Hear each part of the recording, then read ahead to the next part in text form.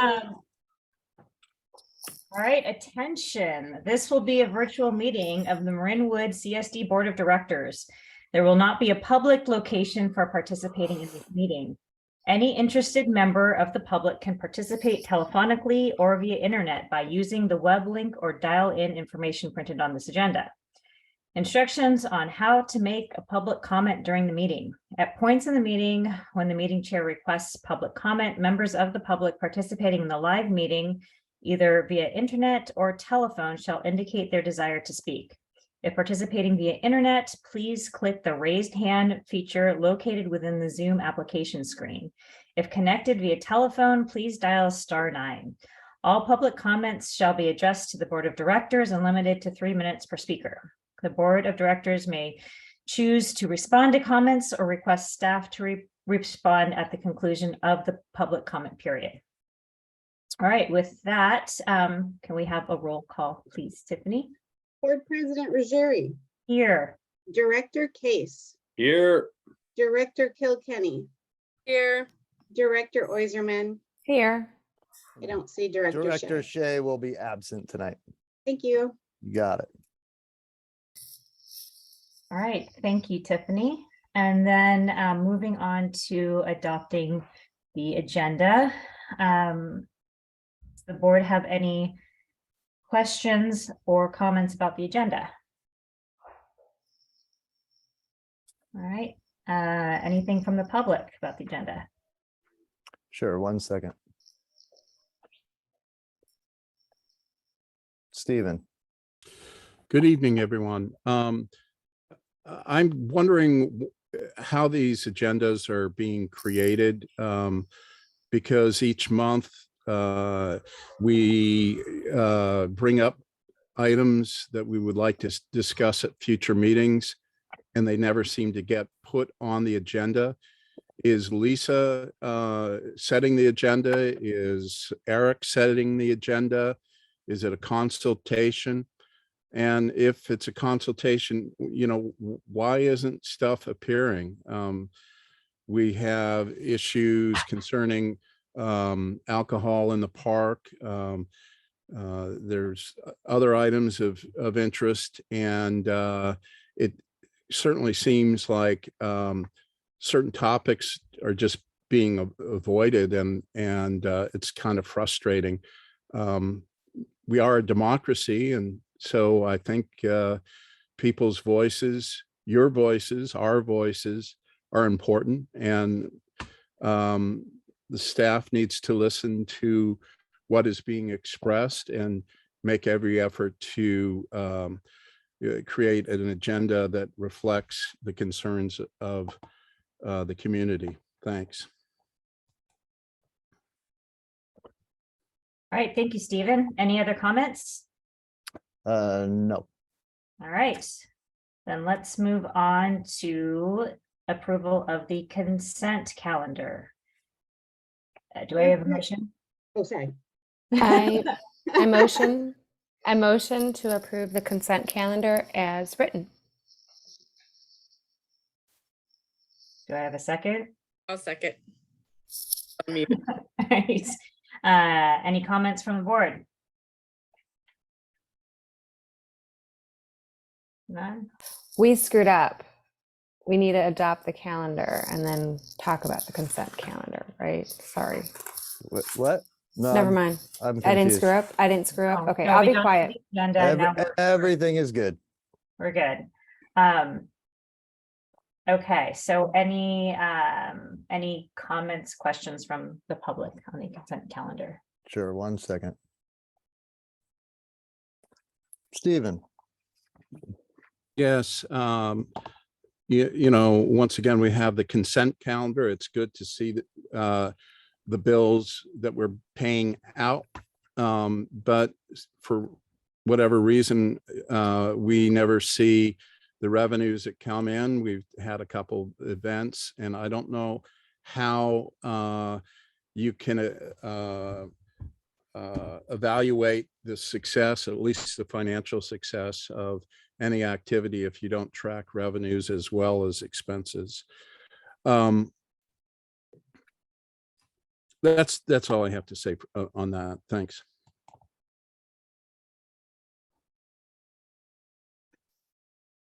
Okay, all right, thank you, Stephen. All right, well, can we put this to a vote then? Yeah.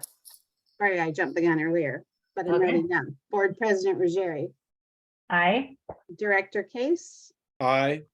Director Kilkenny, Aye. and Director Oyserman. Aye. Thanks.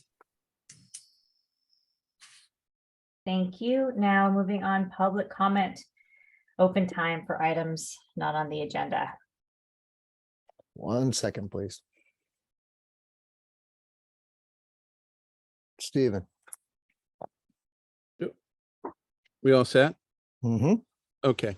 How's everyone doing tonight with the time change? Did times change? The season has changed and our community is changing. We are on the verge of a huge, huge change. And I don't know if any of you have been following what's going on with the housing, the affordable housing that may be coming into our community. Currently, the way it looks, there are 1,000 units of low and very low income housing coming in at various sites in the valley. However, with the special provisions, it could be as much as 2,000 or maybe even more, which effectively will it will effectively double the size of our community with low income housing. Obviously, this is going to have a huge impact on our schools, on our community, everything. And I think it's wise for you as leaders to acknowledge the changes that are coming forth. And also consider the fact that you are leaders for our community. So you set the tone and the agenda for the future. There's a lot of things to discuss about the future of our community. One such topic is alcohol in our parks and how we manage open space and what we do as far as improvements in the park, as far as bathrooms and trail maintenance and building a new trail. There's all kinds of things. We're a new generation. This is like the second or maybe third generation of Marinwood residents. The first generation did a whole lot. They were leaders. They were committed to the community. They built the fire department, the rec department. They purchased the open space, and now's the time for big ideas and to look forward. I'm very frustrated with some of the stuff that's going on now. It seems like a lot of waste of time, but there's a lot of anger in the community regarding issues around alcohol use in the park. And I hope we can all keep proper perspective that we're not simply serving our friends, we're serving the community for generations to come. Thank you. Thank you, Stephen. Any other public comment? I have no other hands raised. Thank you. Can I make a quick statement? To my understanding, the Marinwood CSD Board of Directors has nothing to do with anything regarding housing. We are here to serve the people who are living in the homes, but we have no say on what kind, where homes are built, and what socioeconomic group that they are being built for. Correct, Eric? Yes, that is correct. You certainly have a voice on what the impact may be. I actually had a conversation with our supervisor-elect about this not very long ago, probably within the past few weeks. And just because they have identified places where housing can go doesn't mean that housing will be built there. There's no applications in, there's nothing like that that's moving forward at this time. Anything like that would still have to go through some level of an impact and EIR study. Correct, but as a board, we don't get to make any decisions. No, We you do can not have a decision-making we power. can voice things Correct. as individual members of the community, just like the rest of the community. But W- as our board, we don't have any. So there's no reason for our board to discuss these things until they actually come to fruition, because we don't have any power over them. Correct? You would discuss how it would impact district operations. So Right. Thank you. that would be that. You know, what would be the impact to fire service? Would we be able to adequately serve X number of residents given our current fire status? What would be the impact to our parks or things along those lines? And so we will discuss those things if and when housing comes. Correct. Thank you. Yeah, there will be, there'll probably be more to discuss as time goes on. I mean, this is certainly not it's not something that's new to our community, and there will definitely be more to discuss as time goes on. But thanks for clarifying that piece, Yvonne. Can I just add, I don't think he was telling us to discuss it right now, but I think he was just saying to be aware of it, that it's in the process of our community right now and the effect of it. So And I think we all are, but thank you, Kathleen. All right. So then, all right. So so let's move on to district matters. Yeah. Good. I'm gonna bring over Deputy Fire Chief Bob Sinnott, who is gonna speak to the first item, if you want to go ahead and introduce it. Great. Hi. Chief, are you there? There we Hey. are. Everybody, good Good evening. evening, Hi. Chief. Thanks for joining us. Thank you. Uh, Thank you for having me. Really appreciate it. Yeah, really quick introduction. Chief Sinnott serves as the Deputy Fire Chief for Santa Fe. He's also the Fire Prevention Officer and covers that for our area as well. He at one time between former Fire Chief Chris Gray and current Fire Chief Darren White served as the interim fire chief for the city of Santa Fe, which gave him the joy and the privilege of coming to our in-person meetings once a month for about a half a year there, I would Right. say. So Chief Sinnott is no stranger around here. We respect him and appreciate And him. miss them. Thank you. That's very nice. Nice to see you all. Yeah, he's very in tune with what's happening in Marinwood, is Thank my you. point. So Eric, I do have that PowerPoint presentation. I was wondering if you want to load it and I'll tell you when to advance the slides, or how would If you like- want to share your screen and do it yourself, that would probably I work will. easiest, Chief. Let's see if I can pull that off here. If you can't, I'm happy to pull it up. Ah, there you go.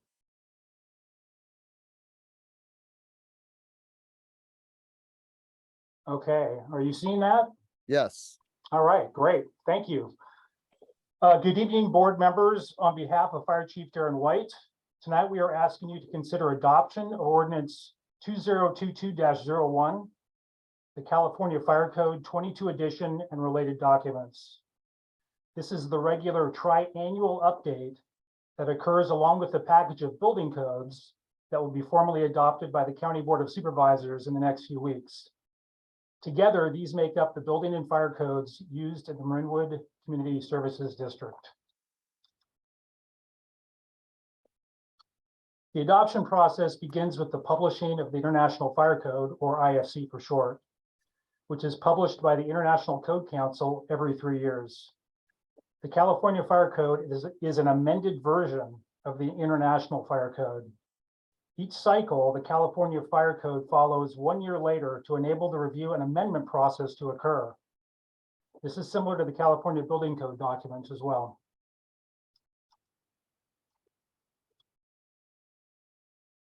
With each 3-year cycle and led by the California State Fire Marshal's Office, the IFC goes through an extensive and collaborative review process with multiple stakeholders in order to create the California Fire Code. The IFC is amended to reflect the hazards, threats, and conditions unique to the state of California. Prior to the cycle becoming law, local jurisdictions have the authority to further amend the California Fire Code based on climatic, geological, and topographical conditions. And this is just a short list of the groups that are involved in reviewing the IFC in order to make the California Fire Code. Regardless of your actions, the 2022 edition of the California Fire Code becomes the law of the land on January 1, 2023. It's known as the minimum code, just like the California Building Code, California Residential Code, and the other 12 parts of Title 24 California Code of Regulations. However, existing local amendments do not carry forward without the board approving the new ordinance.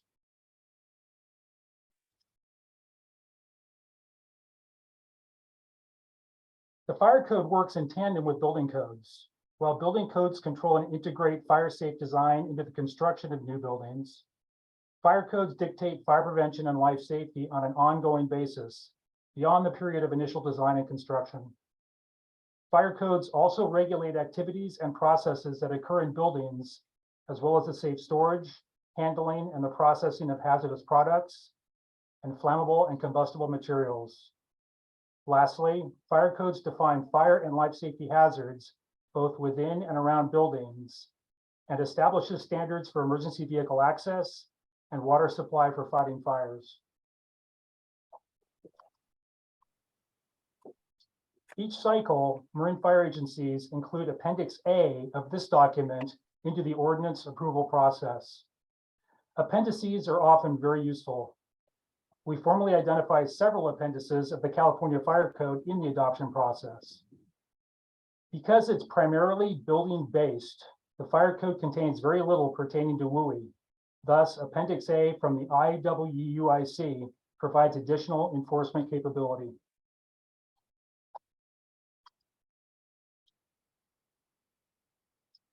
At the local level, members of the Marin County Fire Prevention Officers Association have met over the past several months to conduct an extensive page-turning process. The objectives of this effort were to become familiar with the new code, to determine if any new local amendments are needed, and to create a model ordinance for all elected bodies in Marin to independently consider. In order to promote countywide consistency, the goal is for all Marin fire departments to utilize the same code language. I'm pleased to note this has been the practice for the past several code cycles. The ordinance before you this evening really contains no new amendments.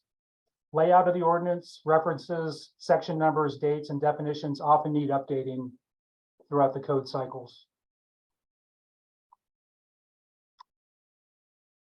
In review, the ICC updates the IFC every 3 years.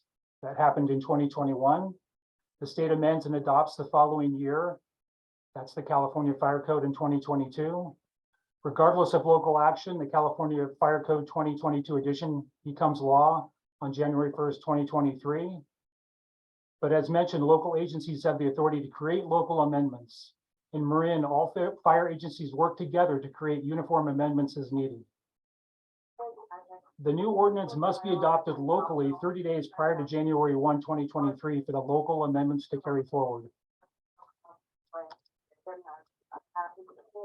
For the existing amendments to remain active without interruption, it is essential that the board approve the ordinance 30 days prior to the January 1, 2023 implementation of the 2022 California Fire Code. Staff also needs to submit a signed copy of our ordinance to the county fire marshal to be part of a package of district ordinances approved by the County Board of Supervisors at their November 15th meeting. Thus, staff tonight recommends adoption of the ordinance. I'm pleased to report that the Santa Fe City Council passed the 2022 Fire Code ordinance last evening. And that concludes my report.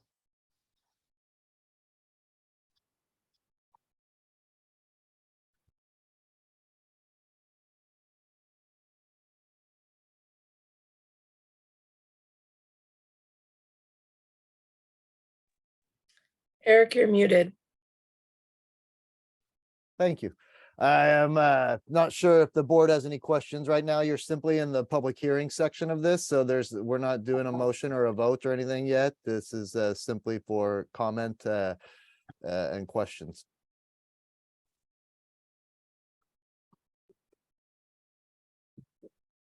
I Okay, have none. okay. Great, Thank you, Chief.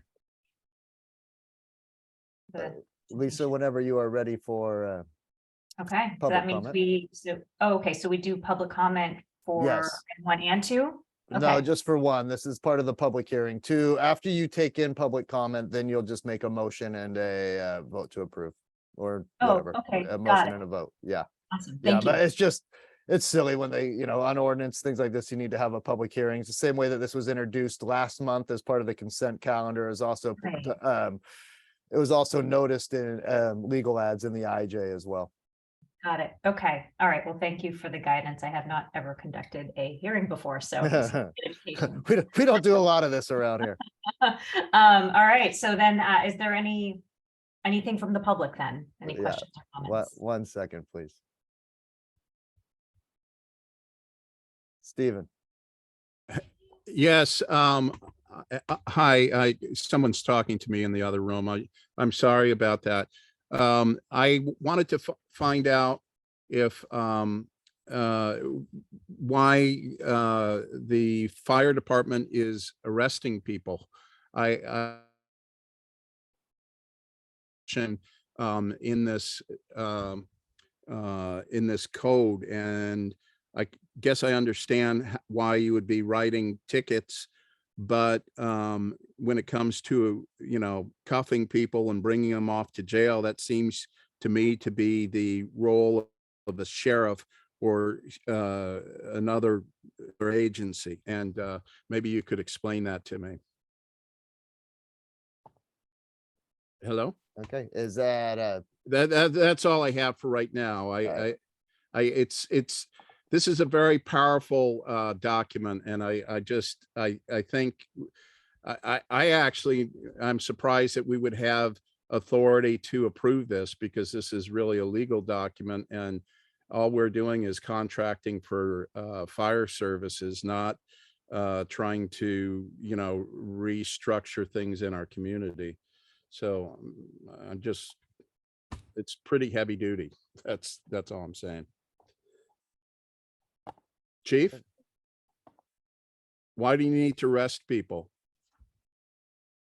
Okay, anything else, Stephen, from your comment? No, that's all I All have. right, to so say. let's complete public comment. Okay. Okay, thank you. Anyone else have a comment from the public? no, there is not any other comments from the public at this time. Okay.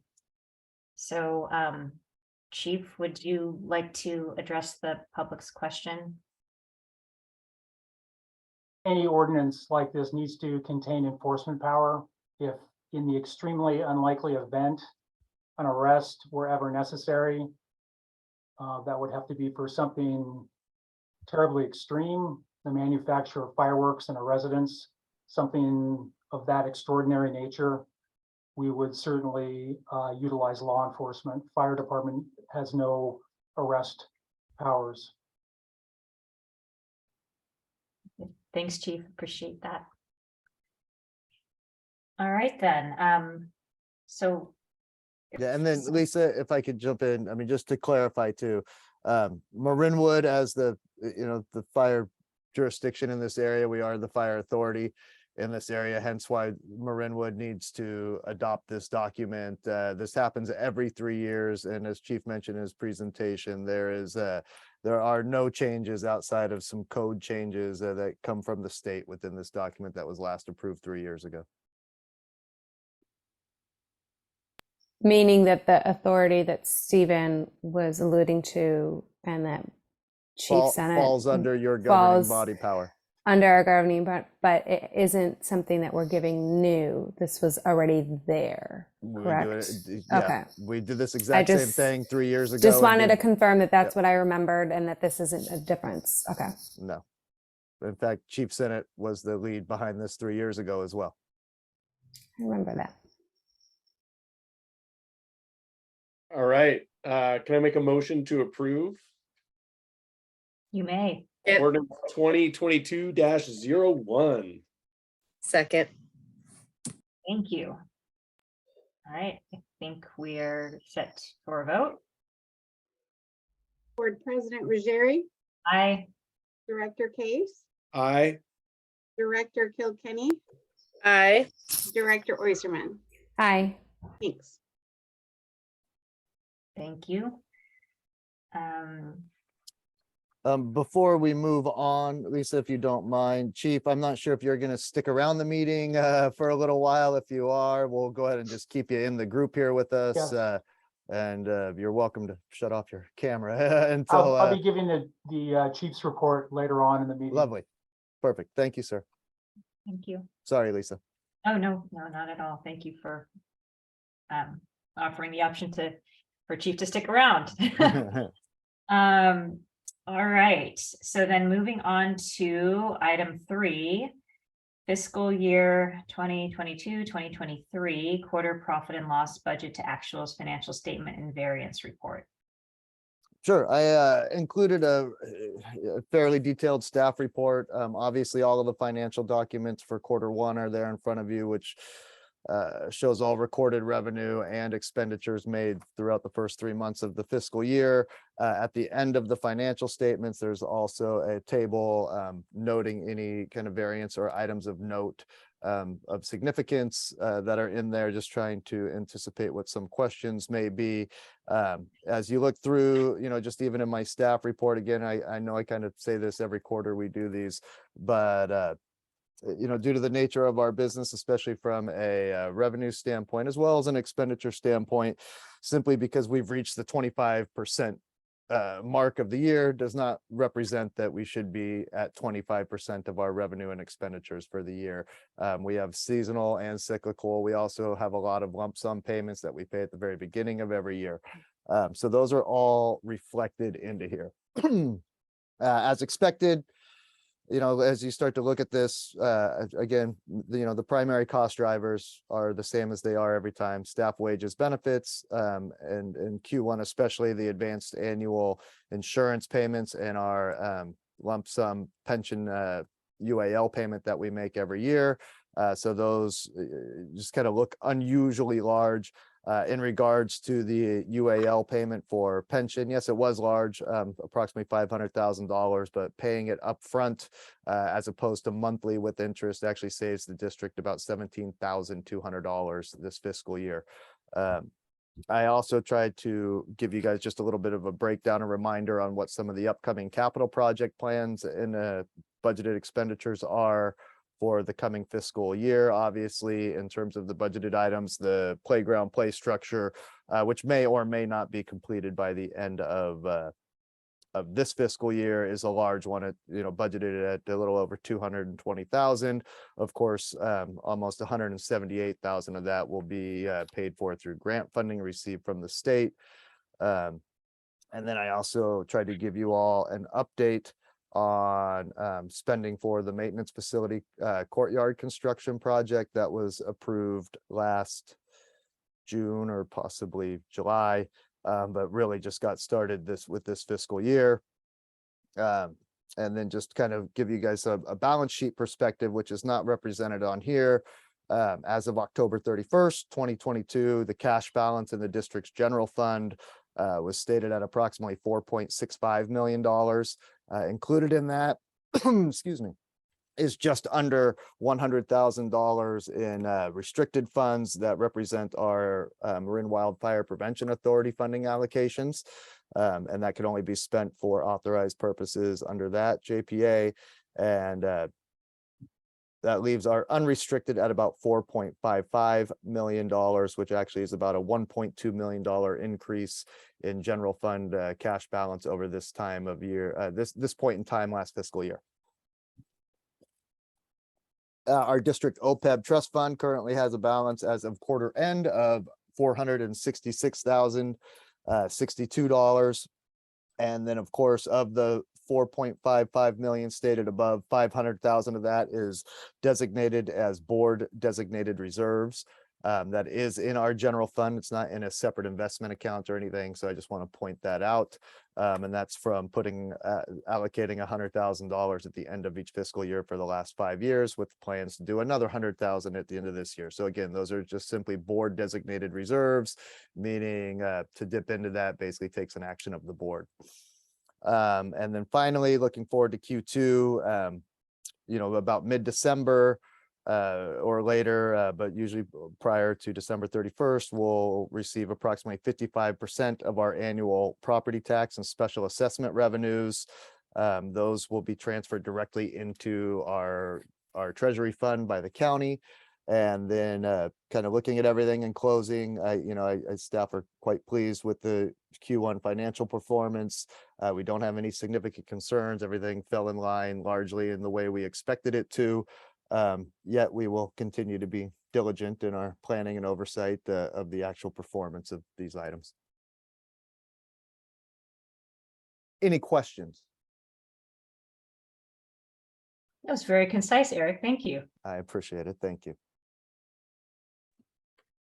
I don't really have a question. I just want to appreciate you and your staff for the amount of detail you're able to provide us, to just kind of keep us in tune and in check with what's going on financially for the district. I really appreciate it. You're very welcome. Thank you. Continuing to toot you guys' horn. It's very great. It's extremely detailed. So anticipating questions that we're going to have. So I appreciate that. So we don't even have to call you because the answers are in the packet. I guess one kind of big picture item is, how are we feeling as we're coming back from all the closures? Are we feeling like we're rebounding in approximately back to what we were doing for camps and youth activities, et cetera, pre-COVID, or are we exceeding it? And how do we kind of see things moving forward? From a rec standpoint, I'd let Luke go ahead and comment on that if he wants. Okay. If you don't mind, Luke. Oh, no, it's great. Savon, actually, so I was planning on originally putting the summer financial report on our camps and pool seasons in my report for this meeting, and I completely didn't do that. Forgot to do that. So I have all that information ready, but I'll definitely put it in for the next board meeting for next month and explain, how everything went, and give you guys a copy of the page with all the revenue expenditures for that. Okay. But just to let you know that this year's our summer camps and our pool programs all are completely on trend for pre-COVID, trajectory through, what we were doing in 2018, 2019. And I'll be able to show that to you guys the next meeting.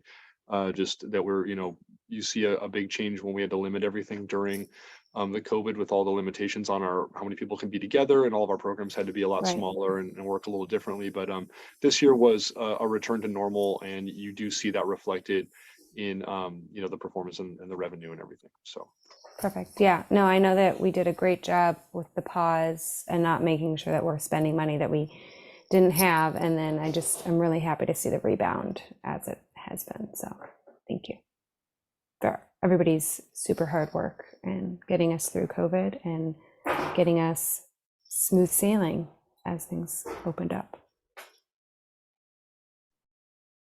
All right. Anything else from the board?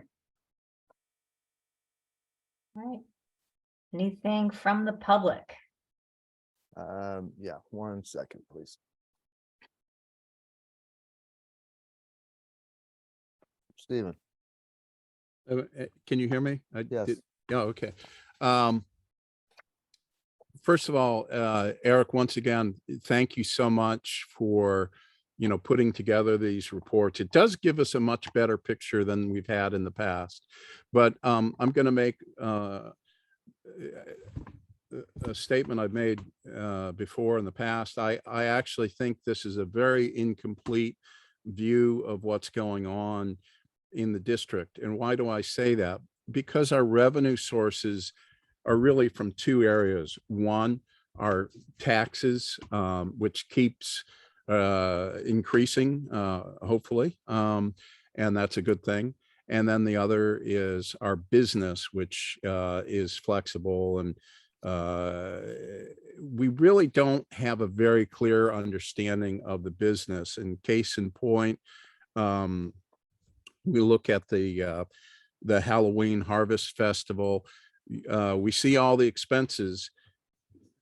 We don't really understand the revenues, detailed revenues. And so when decisions are being made to invest in various programs, we really don't know where we stand. And we don't know where we can cut expenses and increase revenues. And I honestly, I think there needs to be a different type of reporting for our business activities.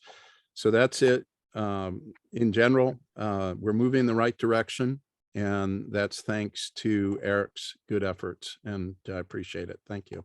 Thank you. All right. Thank you, Stephen. Anything else from the public? I do not have any hands raised at this time. Right. Very good. All right, then let's move on to Resolution 2022-17, fixing the employer contribution for employees and annuitants under the Public Employees Medical and Hospital Care Act. Yeah, this is an annual item that comes before the board every November. As you are aware, we contract through CalPERS for our medical health. It actually falls under what's known as the Public Employee Medical Healthcare Act, more commonly referred to as PEMCA. Every year they adjust their rates effective for at the beginning of the calendar year. With January this year, rates well, let me back up a little bit. The district has a longstanding policy that we contribute set percentages of the Kaiser premium for our region. This year, the Kaiser premium through CalPERS and PEMCA is increasing by 6.6%. So that changes the amount of the employer contribution towards these, hence the need and requirement for this resolution, which then gets submitted to CalPERS to make it official. I will say that this has been planned, this has been budgeted, and this falls within the budgeted amount that is included for this fiscal year already. So this is not an impact to the budget in any way, shape, or form. It was, again, planned. I mean, it is an impact, but it was a planned impact. So it is reflected in the budgeting totals for medical health for the year. The board is required to approve and submit. And again, this is just formulaic and a ministerial action that is required every year with the change in rates. All right. Thanks, Eric. All right, well, is there a motion? I motion to approve Resolution 2022-17, Employee Healthcare Premiums Employee Contribution Increase. Do we have to ask for public comment before we do You that? can do a motion and second, but you need to get public comment No, we before get the vote. public comment after that. Gotcha, I sorry. mean, I guess you can go either way, but All right, I'll second that. all right. Any comments or questions from the board? None? All right. Public? Yeah, 1 second, please. Stephen. Oh, I didn't realize I raised my hand. I actually don't have any comments. Thanks. Thank you. Thanks, Stephen. Anyone else? I don't see any hands on the panel here up. So I think we're set to put this to a vote. Board President Ruggieri, Aye. Director Case, Aye. Director Kilkenny, Aye. Director Oyserman. Aye. Thanks. Passes. Thank you. And that leads us to item 5, the district manager report. Yep, a few items here. Again, I try to give you guys stuff in writing as much as I can, so I don't want to rehash a lot of this. I will just say, on the maintenance facility, as I wrote in the very first line, is basically all but finished from the contract standpoint of it in the courtyards. Right now, we are simply waiting for the installation of the gates, which is a little bit reliant upon a third-party subcontractor, which is actually the only subcontractor for the entire courtyard aspect of this project, which has been very nice. And as soon as they get those in, we'll be able to call in for building inspection, and we'll also be able to call in for the DPW land use inspection, which I do not anticipate any level of concern with having those signed off, and we will be able to move in. I did put in here, we do still have 2 other items needed to fulfill to close out the permit, and this involves one of the neighboring properties right behind the facility. We are required to add some lattice work to the top of her fence, as well as putting in a couple of trees between the facility and her property line as well. This is meant just to kind of serve as a screening between her from a view line screening from her property to where the maintenance facility is. I actually did meet with the property owner on Friday afternoon. After I had written this, they are moving forward with the latticing, and we're still discussing some of the other stuff on the trees. But it was a good meeting and it went well. I'm going to jump back to the fire department recruitment needs here in a second, just to touch on a couple of items of note quickly. I am meeting with some volunteers, as well as Captain Papa Nicolau from the fire department, to kind of discuss if and some of the representatives from the North Pole to discuss if a Santa tour with the fire engines is going to be possible this year. So there'll be some information on that coming up in the near future. And then one thing I just wanted to point out, the district recently received the President's Special Acknowledgement Award from our insurance carrier, because we have not filed or had any paid claims for our property and liability insurance for the past 5 years. This actually results in a fairly decent reduction in our insurance rates. And on yesterday, I got a letter that while I admittedly didn't even realize this, but for fiscal year 21-22, we had no new claims for workers' comp, which is going to be great, which is also going to not only reduce our experience modification factor, but also triggers an automatic discount in our worker comp rate as well, or I guess kind of a refund is a better way to look at it. So those are 2 great things on the insurance front. And then I just wanted to kind of bring to note on our fire department. We do have some fire department recruitment needs, and they're starting to get fairly significant. We have a current vacant position that was actually a firefighter who was on a long-term industrial injury leave that has resolved, and that firefighter is no longer employed here. So that created a vacancy. And then we have a second firefighter paramedic. Both of these are firefighter paramedics who will be transitioning out of our department. He lives kind of far away and working for a different department. And so that person is going to be leaving around the end of the year. So I've been working with Chief White as well as the HR team at San Rafael, putting out recruitment notices and things like that. We'll set up people to review the qualified applicants and interview panels. I do want to put in there, and I know that this is in Chief White's report, so I'll leave Chief Sinnott to talk a little bit more about this. Just the whole state and nature of firefighter paramedic recruiting has become much more competitive than you might remember. I mean, the days of long lines of people applying for every job really aren't there anymore. And you have a lot of fire departments with a lot of vacancies that they are trying to fill. We are a smaller agency. It's going to be a challenge because, quite frankly, we can't offer some of the compensation packages that these larger departments can fill, but we're going to give it our best shot.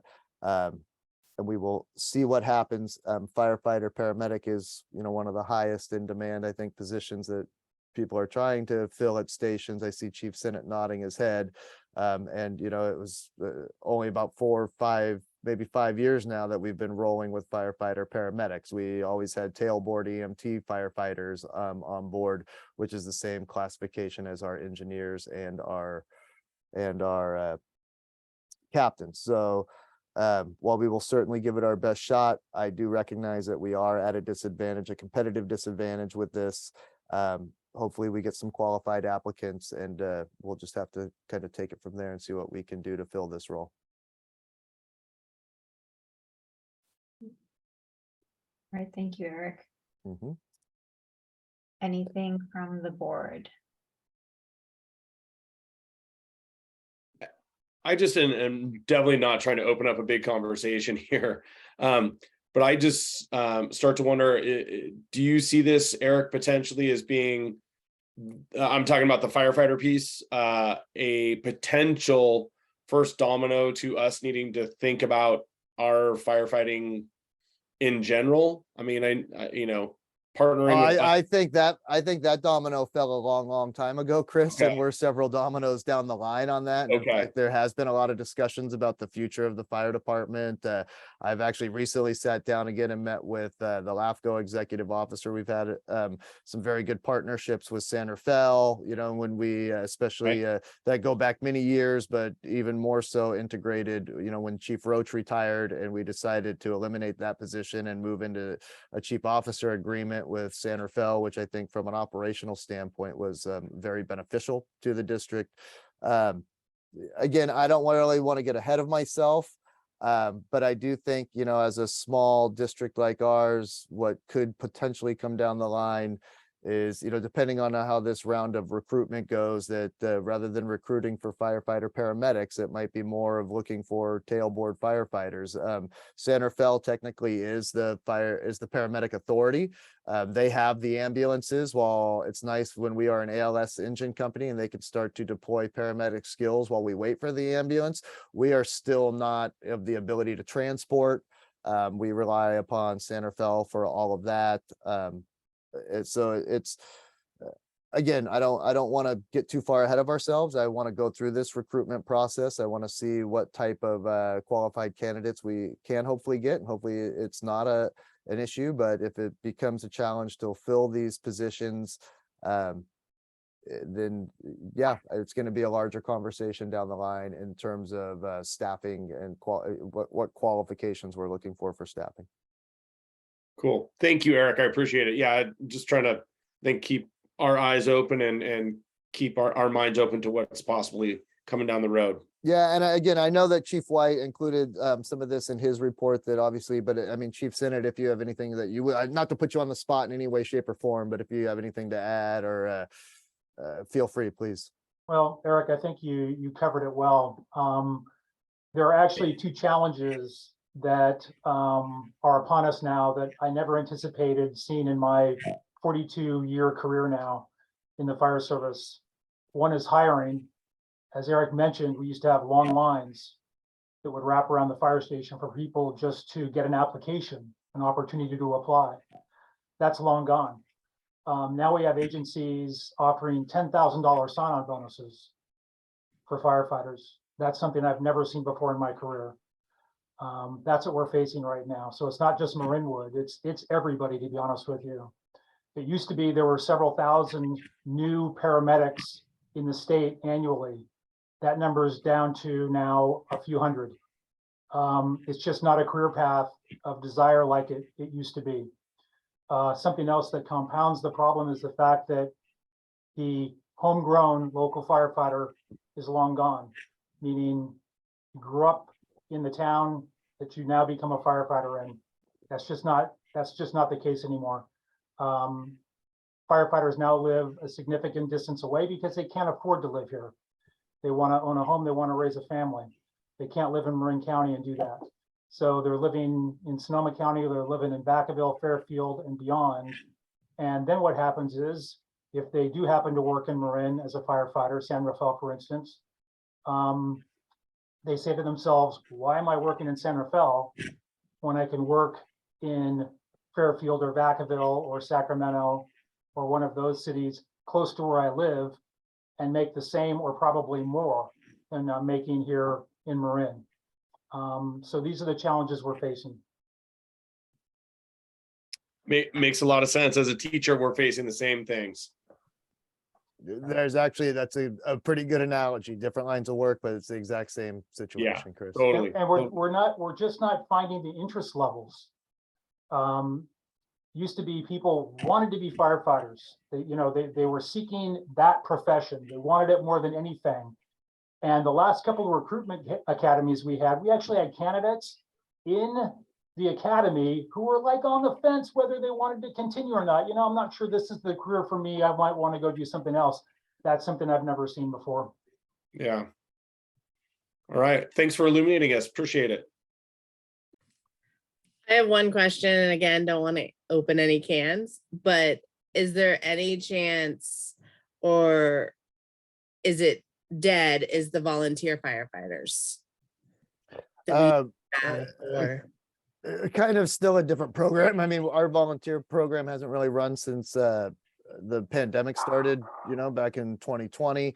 But even with that, you're still looking at, quite most of the people, especially through ours, they didn't meet the qualifications to even submit an application. For the most part. I mean, we have had good success through that in the past, but I think that this was also a lot to Chief White's, or I'm sorry, Chief Sennett's point of, the interest isn't there. I mean, even prior to the pandemic, we would have 30, 40 applicants for our program to take in 20 max. And, towards the end there, we were lucky to have 5 to 7, 10 in the volunteer program. So it was, and these were people who, kind of like what Chief White was saying was, hey, maybe this is something I want to get interested in. Or we would have people who liked the idea of being involved in a volunteer program, but actually had no desire to make this a career. This was something that they felt that they could do, hobby isn't the right word, but a way that they could also help to contribute to,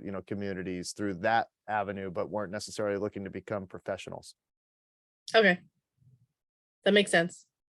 Like us serving on the board. We're not going to become professional politicians. We're here to serve the community. Sorry. And I won't run into a burning building, so we're good. But anyway, the point of me putting this report is, typically just because we're doing some hiring, I wouldn't necessarily put this in there, but I would be lying if I said it wasn't some level of a concern, and I'll be kind of anxiously awaiting to see how these kind of recruitment notices and drives go.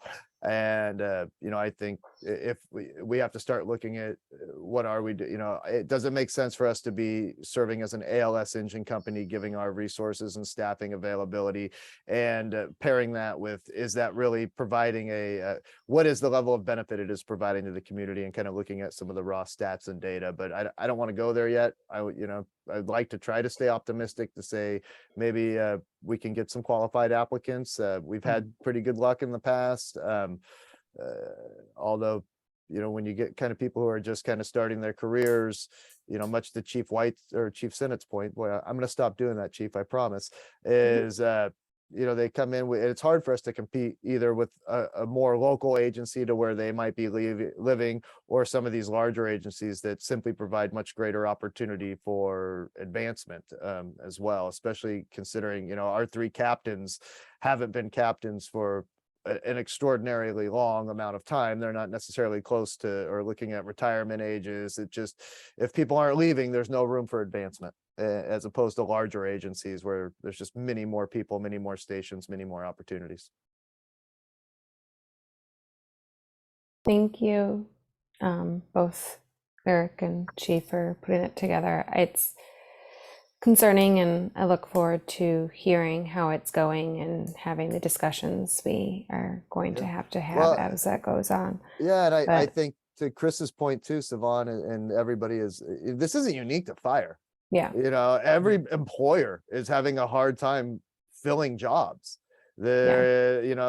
Just the labor market, you look at unemployment rates are so incredibly low. Well, a lot of that's reflected because when they measure unemployment is how many people don't have a job and are currently looking. There's a lot, it's hard. I mean, we experienced it on the rec side, on the lifeguard side, this is in all industries. It's an odd time right now in that there is a labor shortage. yeah. Not to move away from this important thing, I did want to say thank you for the update on the maintenance facility and for everybody's hard work. I did a walkthrough today, made my husband go for a walk in the rain, and it looks really good. I really like the pathways and the little spot for seating, and I look forward to seeing where the planting are. And I peeked in, so the fences look really nice, even tarped. So I look forward to having those gates installed and having that go through, and having Marco Esteban and Caesar being able to move their stuff in, and having that area kind of cleared out. And I appreciate that, Savon. I would say you don't look forward to it nearly as much as Luke or I, who don't look forward to it nearly as much as Marco, Esteban, or Caesar are. And just to be very clear, there's still going to be some level of an evolutionary process here as we continue to kind of landscape out and get that area in. But the pathway, in my opinion, I think does look great. Thank you to Luke, who put in a lot of time and effort into really thinking about this and laying it out. I think where these, it'll have a couple picnic tables in that area. And as we get some of the plantings in front of the building and around the courtyards, it's really going to look nice. So thank you. It looks really nice, even as a construction site. It's going to present a much more park-like atmosphere than has ever existed there in the last 50 years. So it'll be very nice. I had one question, just to follow up on the maintenance shed or the maintenance facility. Sorry. The timing of it, do they have to wait until the fence is stained and completely done before they can either start moving some stuff in, or the grounds and the planting and all that other stuff too? No. As soon as we get sign off from the building department and from DPW land use, then we will start moving in, and that'll become an operational facility. Those other things are kind of window dressing. Building department doesn't care if we stain the fence, and they don't care what kind of plants we put in front of the building. And will they have say in what plants? Like, do they get to plan, or all 5 of you get to plan together?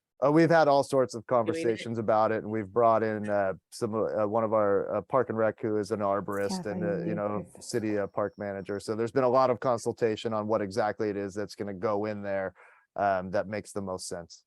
But yes, they will certainly have a large and have had a lot of it. In fact, all 3 park guys were very involved just in the layout of the path and the material and the items and everything. They've been very, very much, and thankfully on my part, very much willing to contribute their thoughts and ideas.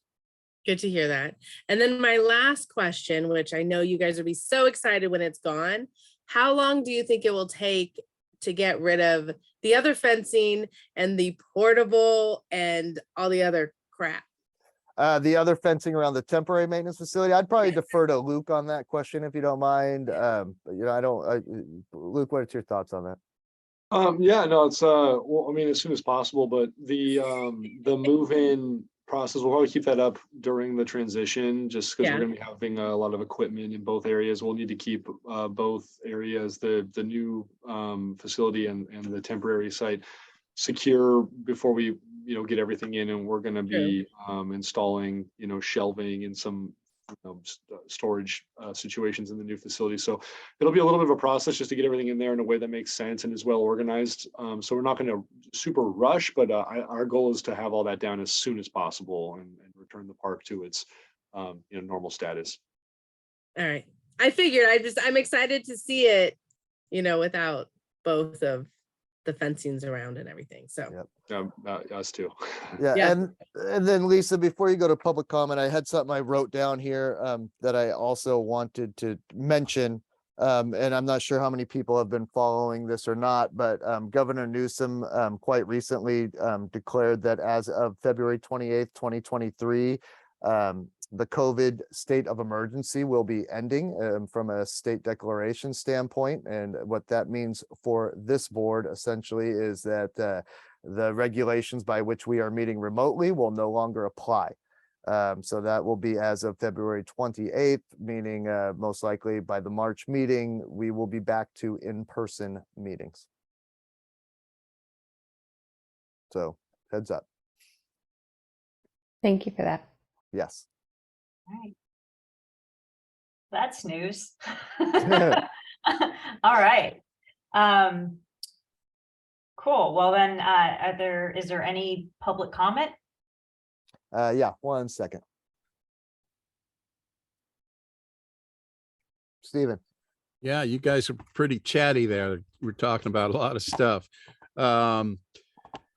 I just want to stick to the district manager report. I complimented you on the budgeting report. And I appreciate this report. But I do want to point out that we're way behind schedule, and this is a very, very expensive project. It is the most expensive maintenance shed facility in all of Marin County, maybe all of California. And we just have to keep in mind that a lot of money is being spent here. And the project is, I don't know what's going on with the contractor, but I'm really kind of surprised that there's not more activity moving along quicker.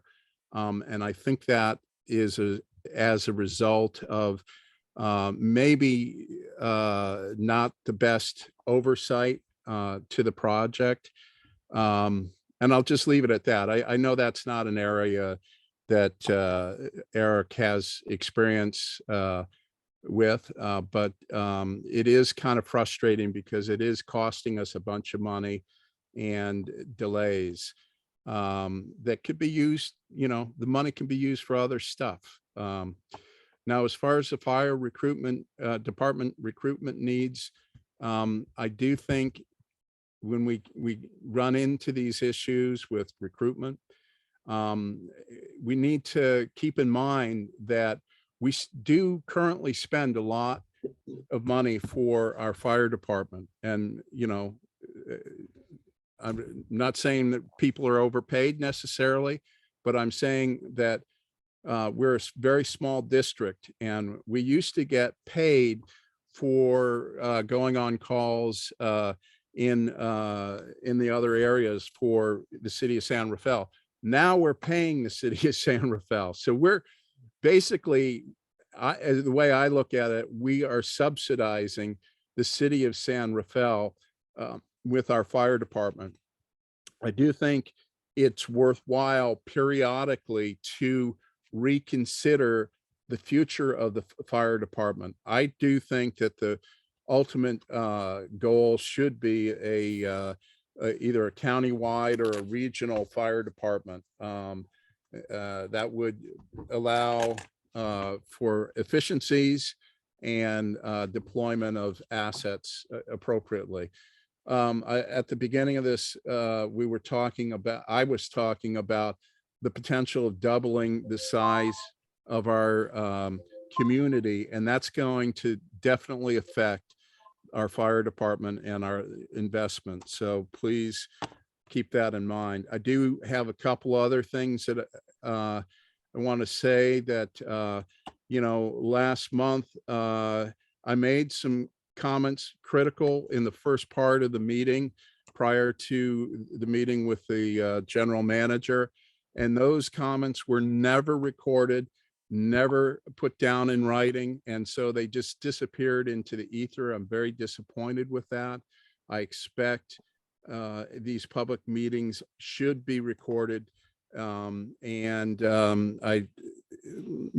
it was an oversight, but I think it's important that we have record of what is being said in our meetings, not just brief, vague references to someone spoke and we noted it. Okay, so. Thank you, Stephen. All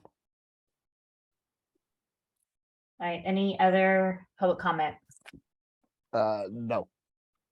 Okay, moving on to Chief Officer Report and Activity Summary. Chief Sinnott, I think you're Yes, back. hi, thank you again. Chief White gave you a very detailed and informative fire department update dated November 8, 2022 that's in your board packet, and I certainly don't want to repeat it word for word. I'll just go over some of the high points.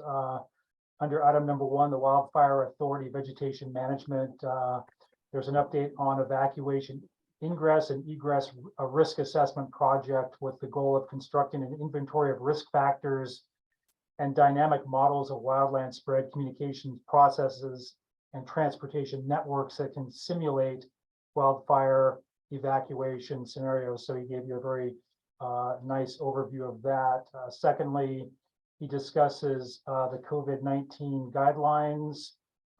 He does warn that new COVID variants are possible this winter. However, the number of hospitalizations are not expected to rise. Infections shorter in duration and less severe is the forecast. The chief has provided a summary of current research and reports for your review on that topic. Item number 3 was the Burn Foundation Relay fundraising effort. The Marine Fire agencies again participated in this very annual this very worthwhile annual fundraising event. Marinwood firefighters were able to generate $600 to donate towards that, and the money goes to towards sending juvenile burn victims, to a wonderful summer camp. I applaud Marinwood for their efforts there. Item number 4, the recognition event. The chief held a recognition event for the Centerville and Marinwood firefighting staff that assisted with the very comprehensive recent 10-week firefighter academy. Captain John Papanikolaou received a certificate of appreciation from the chief, and there's a picture of him. He was at the ceremony, and we really appreciated his efforts and the partnership that Marinwood provides for the academy.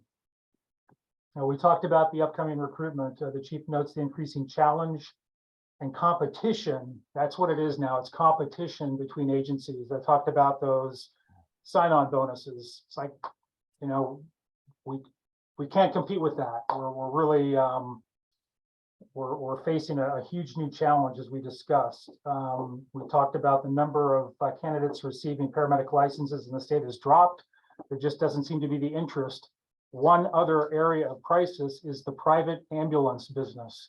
Marin County used to use private ambulance companies exclusively for ambulance transport. The fire department would respond to the emergency along with a private ambulance. The private ambulance would transport the patient to the hospital. We have since transitioned. It took several years to do it. It was a slow transition, but we transitioned to a fire-based ALS paramedic transport system. But in many other areas, including the Bay Area, private ambulance providers still are the primary transport for patients from 911 emergencies. They cannot hire paramedics. They are facing a crisis. So everybody is facing this hiring challenge, as we discussed a few minutes ago. So it's hitting us on multiple fronts. So we hope to see a change in that, you know, in the future. Maybe the interest will shift back towards public service, but right now it has shifted away from public service. Chief White provides his analysis of the problems facing the recruitment of firefighter paramedics, and as noted, Marinwood will have 2 firefighter paramedic vacancies here shortly, and recruitment will get underway in the next few weeks. In Centerville, we're looking at possibly going back to an EMT track where we're not requiring paramedics. We'll just require an EMT certificate. And with that, what we can do is we can drop down to the high schools and we start to garner interest at that level. Again, kind of getting back to that homegrown interest, seeing if there are people that students that would like to learn more about the fire service, starting cadet programs. We talked about volunteer programs a few minutes ago.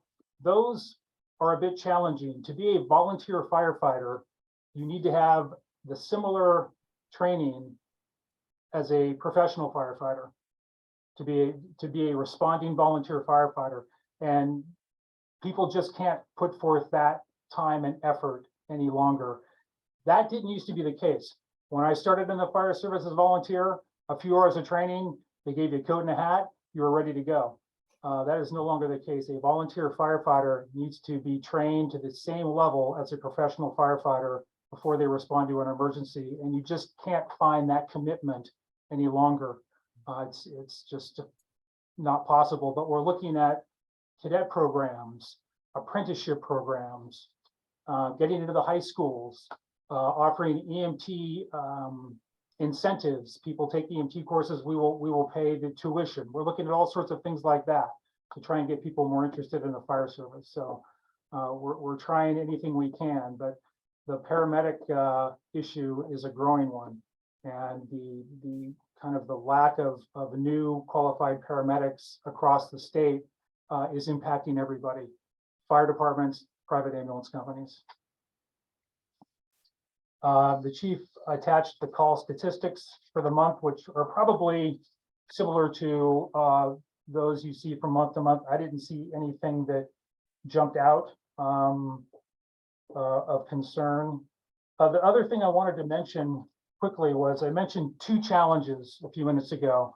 One challenge was hiring and recruitment. The second challenge is vehicles right now.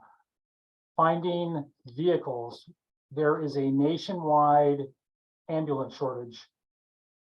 You can't find new ambulances. Ambulances are the vehicles that wear out the fastest because they're on the road the most. They're going to all the calls, they're running people to the hospital back and forth, back and forth. And in San Rafael, our ambulances are all in excess of now 100,000 miles. They're getting old, they break down. We had an ambulance breakdown with a patient on board on Highway 101 going to Marin Health 2 weeks ago. And there was a crisis where the companies that manufacture ambulances, they're just not being able to produce them right now. We actually placed an order for 2 ambulances and they said, we'll see you in 2024, possibly, maybe 2025 for your ambulances. Ladder trucks, our ladder truck, which we purchased in 2015, it's due for replacement. That ladder truck cost $900,000 in 2015. The same exact vehicle right now costs $2.2 million with a 2-year minimum wait for delivery. So we're facing challenges on multiple fronts here, and just wanted to kind of pass that along. Is there good news? Hopefully, yeah. Hopefully the pandemic is winding down and we can return to normalcy. Masks are becoming, less frequently worn. Firefighter illness has basically dropped off from COVID-related illness, so that's a good thing. So I'll turn it back to you. Is it a short supply due to just general? Because like there's Supply chain. cars, supply chain. Yeah, I mean, if you drive by the car lots, you don't see any new cars on the lots. Yeah. Right? Okay. I was wondering if it's the same thing Same with the, okay. Yeah, same. Because it's startling. Okay. Yeah, it is. San Francisco Fire Department, they contacted all of the ambulance manufacturers recently, and they purchased every demo unit they had. Every single demo unit that there's 3 primary ambulance manufacturers. They just nabbed all of their demo units just because they were so desperate. People are doing things like that. Or agencies are doing things like that. So it's crazy times. Thank you for the not so good news. Yeah. And On that sunny note, yeah. we like seeing you. I don't like the words that came out of your mouth, but it was nice seeing you. I will tell you though, we rise to the challenge. We find solutions to the problems. That's what we do. That's the fire department. We serve our public, and we'll continue to do that. And we'll figure things out. And we're here to help, hopefully. Thank you for that, for the report. Anyone else on the board have anything they'd like to ask, share? All right. Anything from the public? I don't see any hands, but I have no hands raised for the fire chief report. okay. Chief Sinnott, thank you very much. Certainly appreciate you joining us tonight and all of your hard work and time spent collaborating and getting the fire code put together for us too. Thank you. And Great to see after you the way all. you closed, I can see why Chief White said, "Hey, any chance you can cover for me on Tuesday night?" I will tell you, the fire code update process is a marathon event. And 3 years ago, after I completed it for San Rafael and Marinwood, I said to myself, I want to be retired before the next one. And here I am. Well, we'll see you in 3 more years, Chief. Probably. We appreciate it. Thank Thanks. you. It was great Yes. seeing you Thank you. again. Thanks, Chief. Thank you. See you soon. All right. So then that brings us to Park and Recreation matters. Item 1, the Miller Creek Trail Initiative. Yeah, I can take that. I want to lead off that, this item right now is just really looking discussion and mostly just kind of looking for direction from the board. This is not a formal action at this time. This would become a formal action in the event that we move forward. The formal action would be with the approval of an actual legal agreement. So we're obviously not at that point. I'm not engaging legal to draw up an agreement that I don't have all of the terms completely in place for yet. Not to mention some of these terms really just kind of came together in the last week or two. At any rate, without getting too far into the background, I did list the background of how we got to this point. I'm sure the board is aware of that, and it's all printed into the packet. Have had several communications with a group that's known as the Oaks LLC, which are the property owners and the developers of the proposed senior site. Just looking to what would be an equitable cost sharing proposal, because they do have their requirement written into their subdivision improvement agreement. As you can see, I included a chart here. One of the things that they proposed is we were trying to figure this out because the trail that is listed or kind of, vaguely described in the subdivision improvement agreement, obviously for us, just wasn't an adequate trail to be built, put on public lands, to be getting the traffic that we anticipate, and would foresee that as being a heavy, intensive job to do with a lot of maintenance needs, most likely in the future. So we have, kind of pushed our way more towards a much more robust trail that will stand the test of time, be properly built.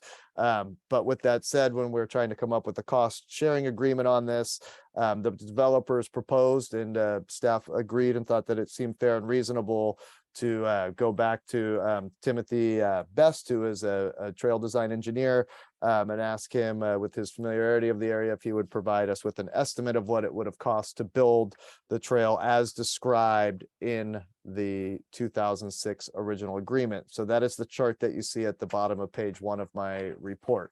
And working with the contractors, with the developers, we kind of both came to terms that I think are, and I do believe are actually very fair and reasonable. Those terms are bullet pointed in my report, but to, kind of put it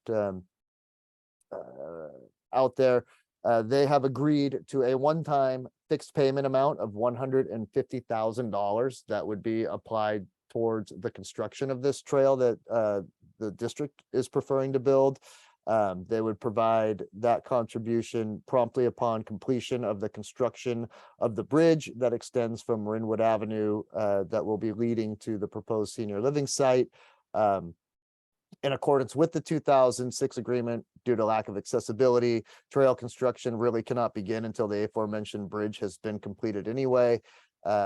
If the bridge extending from Marinwood Avenue leading to the proposed senior living site is not constructed and accessible for this use by July 31st, 2024, the district would reserve the right to go back and acquire an updated costing on that.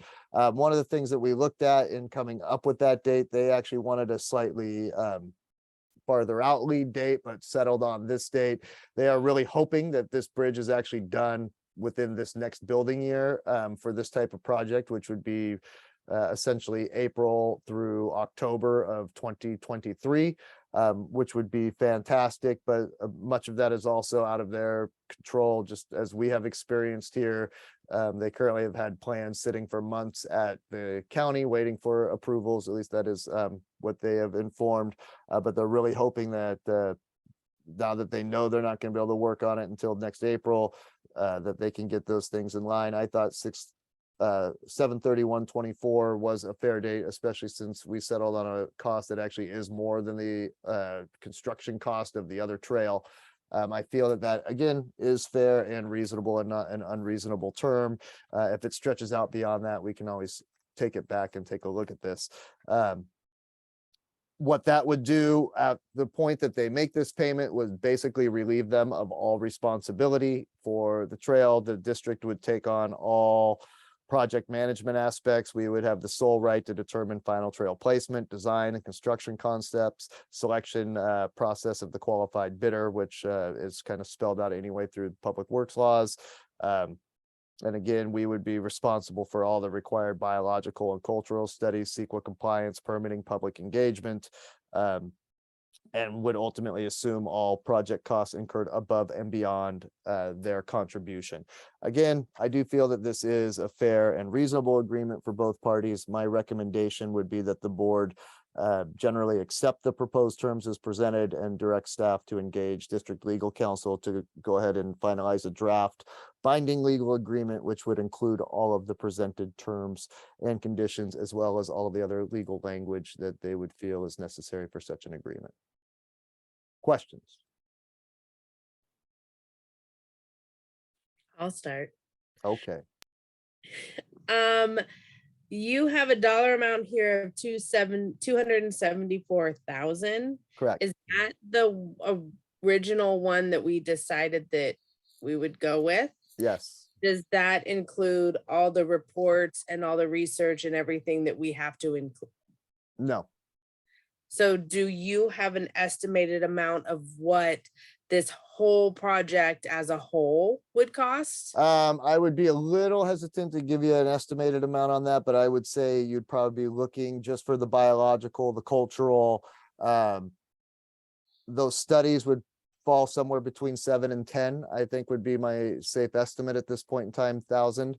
And that's kind of based on, we had to go through all of these same and similar studies when we did the construction project for the maintenance facility. And I think that that would fall in line. And then, of course, depending on what comes out of that, you could be something that is as simple as what's known as a notice of exemption, meaning that they found no significant impacts. So you don't have to then kind of go through what's known as an initial study and then followed by a mitigated negative declaration. Some pretty trained eyes have been through that area and know exactly where this placement is and have, unofficially feel fairly optimistic that that would be the case, that we would be able to kind of go through, that they wouldn't find, special species or, wildlife impacts or things along those lines. Cultural, you never really know. I mean, we have this region was, heavily populated from a cultural resources, perspective back in the day, but it would kind of go through those studies. But to be also very clear, we put this agreement in place. At that point, I would come back, I would go out, look at get some firm cost estimates. And then by the time you have this agreement in front of you, have those, kind of cost quotes from the various agencies that do that kind of work, and then kind of get the go, no go to, yes, let's move forward with that level of investment at the $7,000 to $10,000 range. And then you're going to have a real true feeling of the feasibility to put this study together. From a construction standpoint, we've already done that part, and now we'd be looking at this from an environmental and cultural standpoint. So hypothetically, let's say Yes. it's 15, right? Or let's say 25. So let's say it's around 300,000. So then that would mean our share would be 150,000. Is our goal to get grants and other funding from different places for that, or is that expected to be coming out of our budget? It probably could be a mix of both. I don't know that I would call it our goal. I think, on a lot of the times when you go for funding for this type of a project, you're looking at, generally state level funding. And those come with a lot of requirements, a lot of work, a lot, property deeding, things along those lines. It's not for us. Yes, it's a large investment, but it's not grants of that nature can easily climb into the 7 figures. So for the work that's involved and the maintenance and what is expected from those grants, it honestly might not be worth it to chase the grants.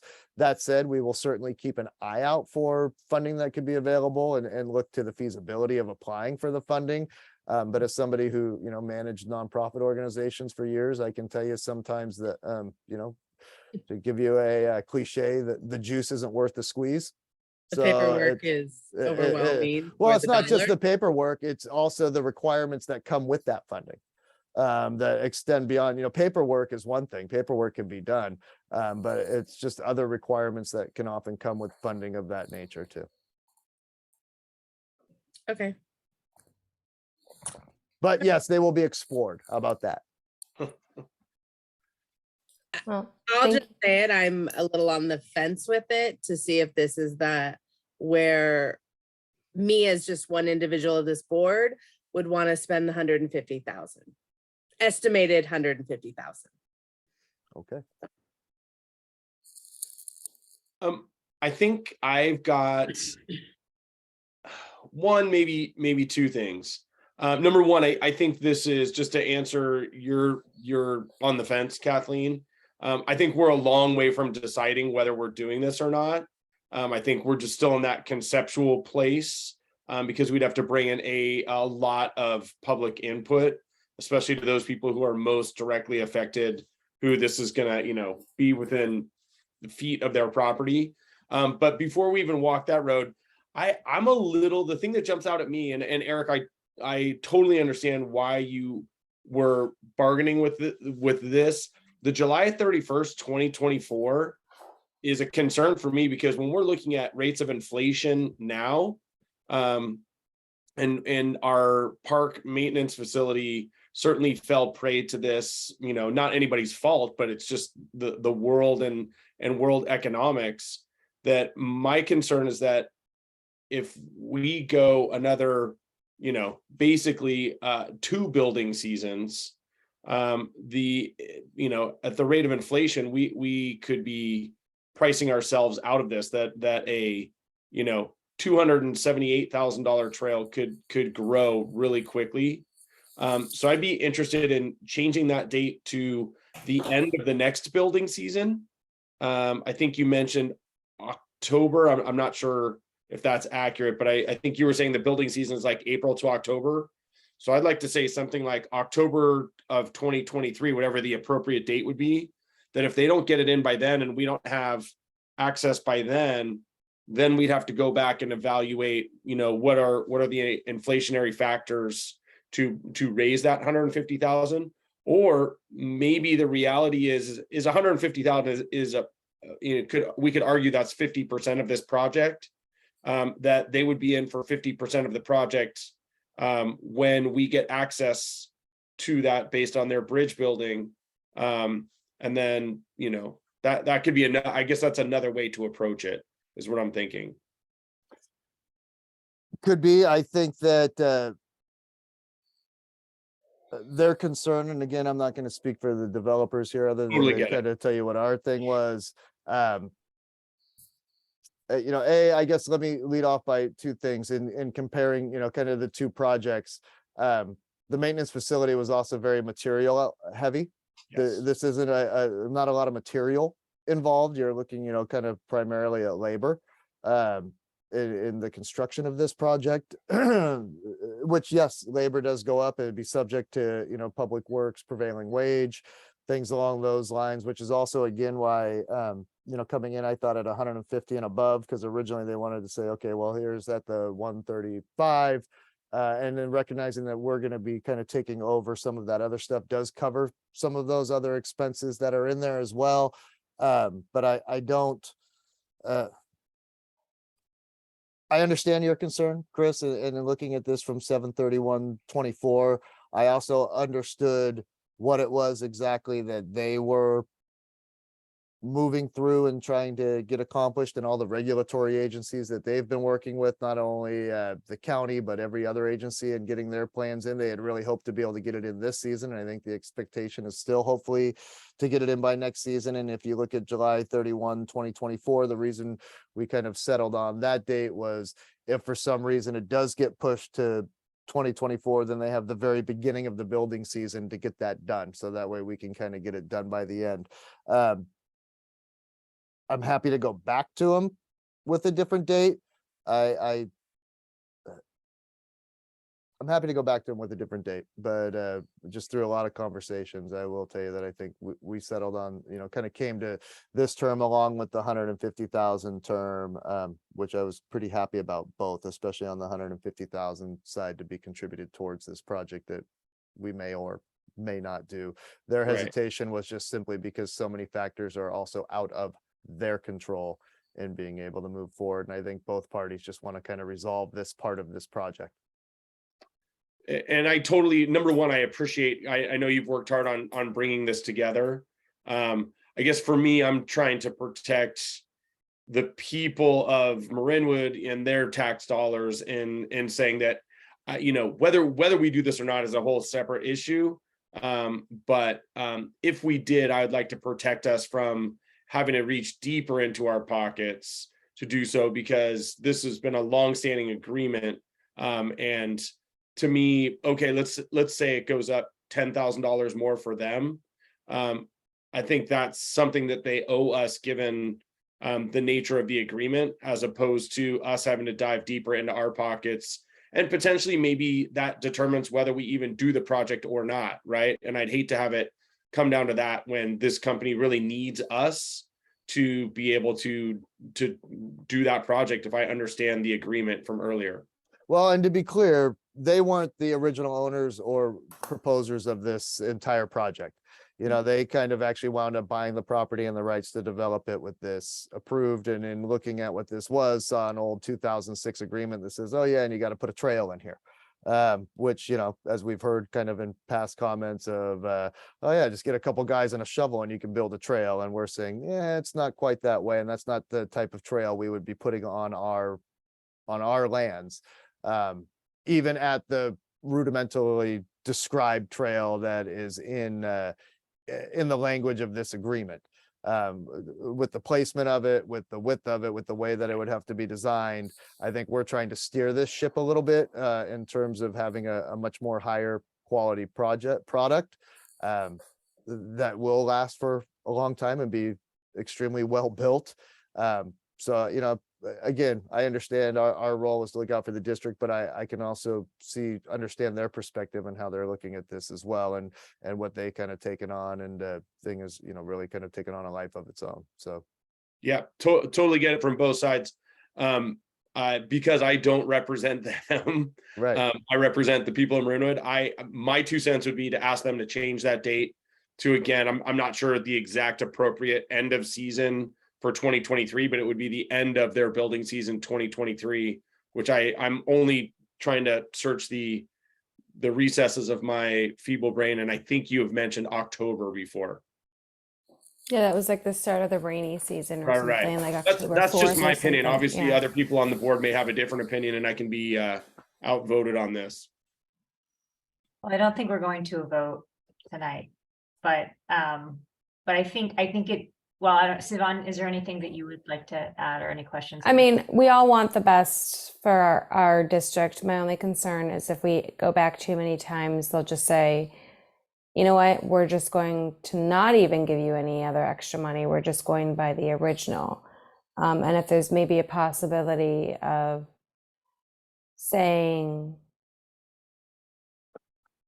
maybe not changing the date per se, but giving an amendum that between X date and X date, like Chris's date and the date that we have, like if interest rates jump during that time, that it go, like I realize it makes it even more complicated, but then it gives them their date that they gave us and just saying, hey, but if there's interest rates that go up like 10%, randomly putting out a number, that we'll get 10% more, right? So we're not changing it per se, but we're just saying, just in case, we're letting them know that we're worried about interest rates, right? Right, Chris, would that work for you? Like having like a little amendment about like the interest rates between these two dates? Like, I don't know. I think it makes it more complicated. I don't know. But our legal team would be putting in. They would do that. Yeah, they would do that. But like, I hear everybody. I just feel like if we're going to be putting in more housing, we need to have paths, because paths will be made, period. Yes, it's $150,000 is a lot of money, but doing it properly, and clearly there are funding sources out there. We may not have to dip into our own pocket. And if it does end up being a greater amount that the trail is going to cost, then it makes it even more feasible for us to go to these funding sources, because doing those extra things that they're going to ask us to do will make more sense, because it will be more money. I don't know. I'm very happy with the back and forth that Eric's done so far. It's a hard thing, and with so many balls up in the air that nobody can foresee which way is going, it's very hard to make a decision on which way to make the agreement. But I actually think it's a pretty fair agreement. So, but I am not a trained person with trails, so I have no idea. I'm just going to leave it at that. Can I, before you kind of go, John Campo, who is on this meeting, he is on our PNR commission. He's also a senior resource planner for the Marin County Open Space District, and actually building trails and doing this is what he does as a professional, and he's incredibly good at it and experienced. Do you mind if I bring him on to speak, Lisa? Go right ahead. Thank you. John, are you there? Yeah, can you hear me? Yes. Hey, John. Hey, how's it going? Good, thank you. I appreciate you being able to attend. I was wondering if you might want to lend some voice to some of this based on your professional experience, not only that, but as a PNR commissioner and a member here. Yeah, no, thanks for that opportunity. So I've been working with Eric and Tim on this from the beginning. I think I've expressed my feelings on this project. I think it's extremely valuable for the community. I think it's the location and with the future development, not only of the housing, but of likely the market area and how that will develop in the next decade or more. This will be a very popular pathway. It will be popular for people, dog walkers, people walking to the market. But I think probably most importantly, school kids getting from the Casa Marinwood townhomes to the middle school. This will be the obvious path for them to go to school. And so I think, and also Savan made a really good point that once all those new houses are built, this path will likely get used whether we build something or not. If we don't take action to build something sustainable and build it well, it will likely become a liability for the district. So I'm very much in favor of it. I like Eric said, I do this for a living. I see how it changes people and how much they appreciate trails, especially during COVID. The Ponte Trail in Marinwood, it was a really big benefit during COVID when people were trapped indoors. And so I think more trails like this in our community is just a huge benefit. John, are you able to speak at all to just what you have seen in terms of trail construction cost trends over the last few years?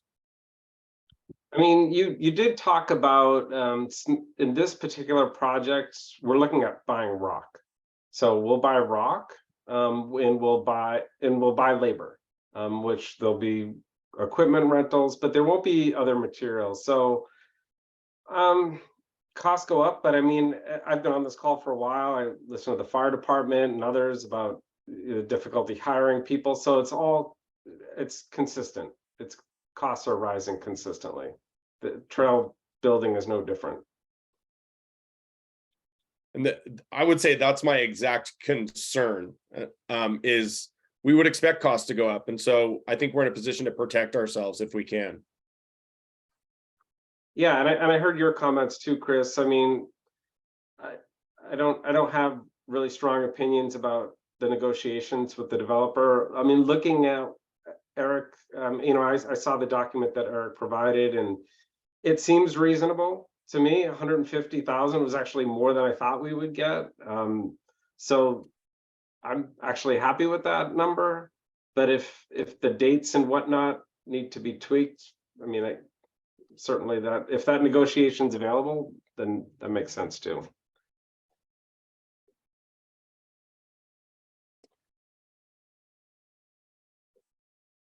Not sure, Eric, if you had other questions for me or. No, I appreciate your Uh-huh. voice on this. Again, just recognizing you have, many years of very successful experience doing projects like this. So Yeah, I mean, I do gotta mention, I was at the Board of Supervisors today presenting on a project behind the Terrellinda High School that just got approved. So that was 4 years in planning, and so we got that approval, and we'll start constructing that later this spring. So it's super exciting. And it's again, really important for the school kids to have access for the cross country team, the mountain biking team, etc. So Okay, That's awesome. thank you, John. Much appreciated. all right, Thank you, John.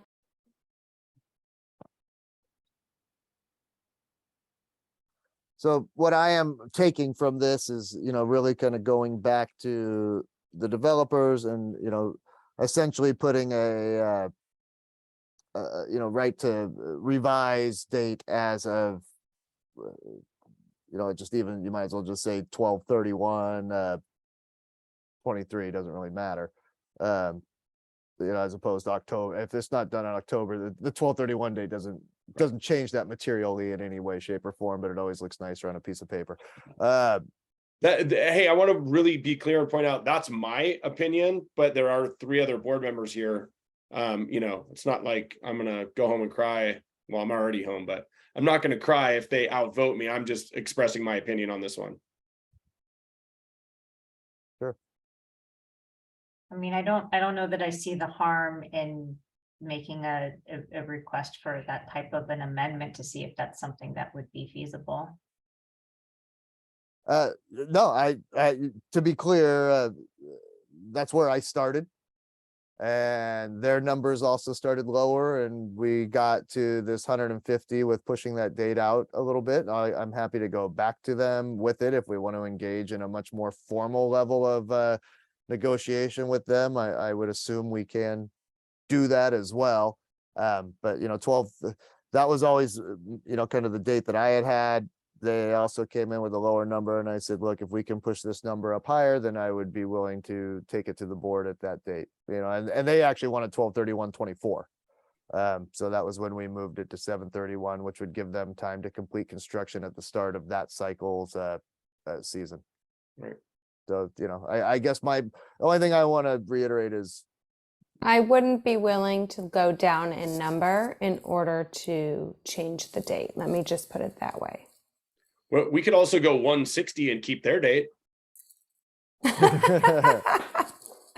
We're negotiating with ourselves at this point, but I just wanted to say, like, I personally wouldn't want to give up money in order to get an earlier date. I agree.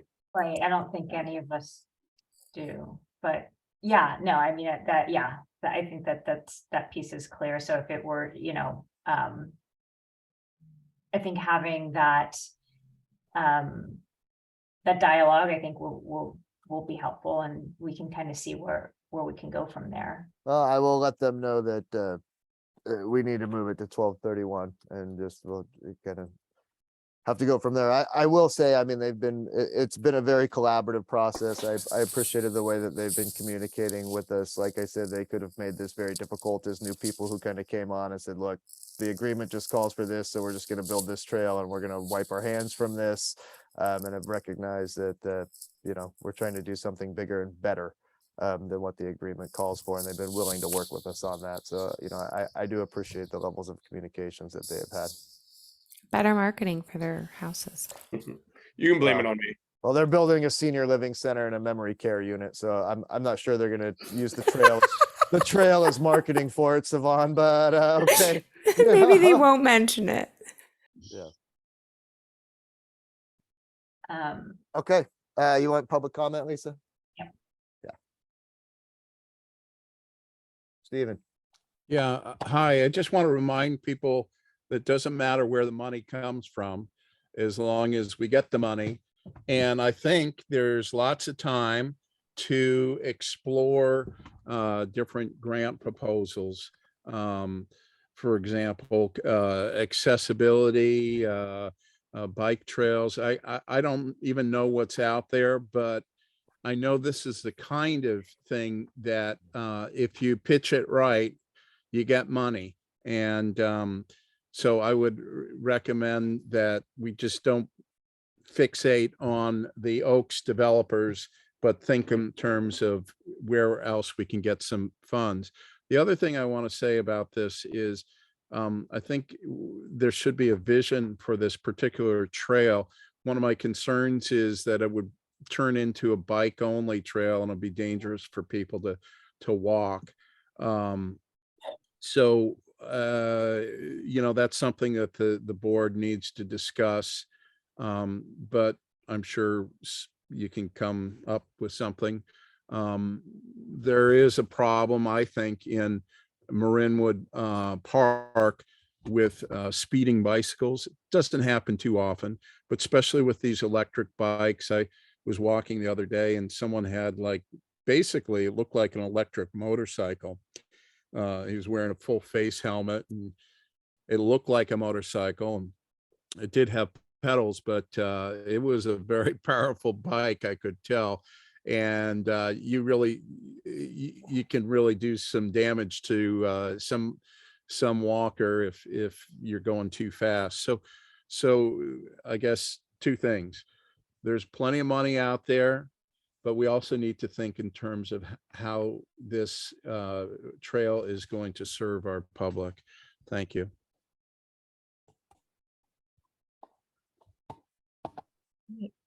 Thank you, Stephen. Okay, I think I have it put together here on where the board's head is collectively at. So this will come back to you again at a future meeting. Maybe even just in the form of an actual legal agreement. All right. Sounds good. Thank you. Okay, then moving on to the recreation and park maintenance activity reports. Thanks, Lisa. Hello, everyone.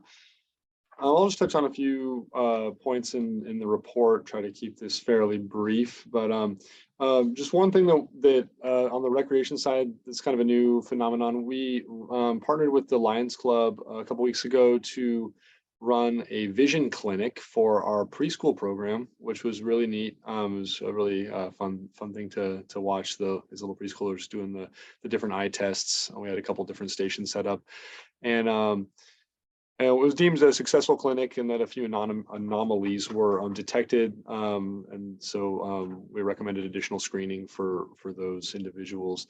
And we've got some future clinics and other activities planned with the Lions Club. So that was a neat thing that we'll plan on continuing to do in the future. We've had a lot of events, or we've had a couple events this fall, and we've got a couple more coming up. The Halloween Harvest Festival, which was about to happen last time we met, was a really wonderful event. It was on Friday, October 14th. And we did it out in the park. It was a carnival style event with a lot of carnival games. We had a pumpkin patch, and there were some arts and crafts and some treats. And it was a really, really fun event. I think it was our largest attendance we've ever had at the Halloween Harvest Festival. We had over 400 people come, and I'm glad that we spread out after last year, and we were able to accommodate the crowds and the lines, and everyone seemed to have a really good time. Almost everybody was in costume, and that was great. And a big thanks to Les Mize, who represented the Lions and served popcorn all night. I think he had the most popular station, and he was on his feet just handing out popcorn nonstop. And we really appreciate him. And then we had a whole crew of summer camp counselors and lifeguard staff and different pool staff helping us man the games and helping us with setup and cleanup. So it was a really nice event, and I really I'm grateful to all the help we had from our staff and the Lions. So the next week, or about a week later, we had our fall art show, which was a huge success. Another nice event. I think that one also had our best turnout for the art show that we've seen, and so that event has continued to grow in popularity since we started it a bunch of years ago. I think this was our 11th. I've got a dispute with Susan, who helps us run this. She thinks it's our 12th, but so either our 11th or our 12th in-person art show that we've had. And it was a really nice show, really nice event.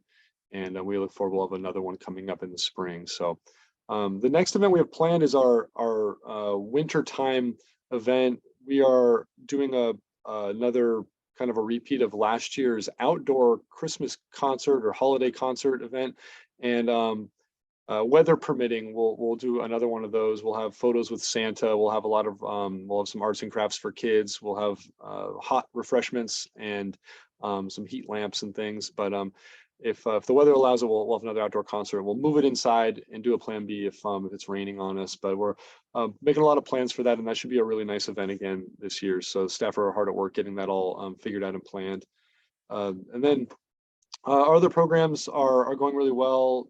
We have a winter break camp coming up during the winter holiday school break, and that's currently full, which we're excited about. And we have a couple other programs that are full. We've had to add some days and times that we're excited about. So things are busy here at the community center for the rec staff. We continue to recruit for our recreation supervisor position, and that application process is scheduled to close this week, and we'll see if we have enough applicants to move forward with that. We might extend the deadline. But after listening to Chief Sinnott's comments about staffing, I just wanted to kind of echo that with we've been experiencing that on the recreation side. I know Eric mentioned it, but applications have dwindled in over the recent years for lifeguards, summer camp counselors, preschool teachers, after school counselors. So it's definitely something that we're seeing across many different aspects of our community center and our operations, and so that's it is tricky. And we're trying to hire a recreation supervisor right now, and I think there's 3 or 4 other agencies in Marin offering hiring the same position, and so it's definitely competitive and it's tricky. So I feel the fire department's challenge with that, and we're trying to soldier through that. So I'll keep the board updated as we figure that out, and hopefully we get a good candidate in here soon. So I'll let you guys know. But on the parks maintenance side, we're really thrilled that our staff is once again made whole with the return of Estevan after being out for a little while, having his welcoming his new baby Cameron to the world. So really excited and happy for their growing family, and happy to have him back on the staff after being gone for a little while. So that's been great to have him back, and hearing all about life at home, and hearing how much sleep he's getting each night. But staff have been working hard with the rain coming this week. We have been focusing a lot on making sure that things are in good shape to accommodate the water that we're getting. So we've been out checking the drains and the culverts and the V ditches throughout the community. We've got a pretty extensive network of drainage in the open space behind the houses that we monitor throughout the rainy season to make sure things are flowing and that everything's clear and we're not seeing any flooding. So upon our initial inspection, things look pretty good and are ready for the rain, but we will keep an eye on areas that historically have issues with flooding or clogging, and we'll address those as needed.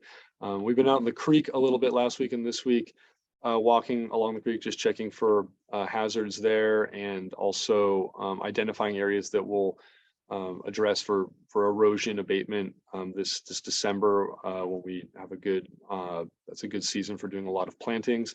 So I was out today with Sarah Phillips, who works with she's the Urban Streams Program Manager for the Marin Resource Conservation District, who has volunteered time several times to come out and give us guidance on how to address the creek and where to do plantings, and what to do when we've got trees that fall down, which ones to cut and remove, which ones to leave in place. So really grateful to have some expertise helping us make decisions about how best to approach the creek and to keep everything in good shape when the water starts flowing. So we're happy to have the rain, and we're just making sure that everything will be able to handle it.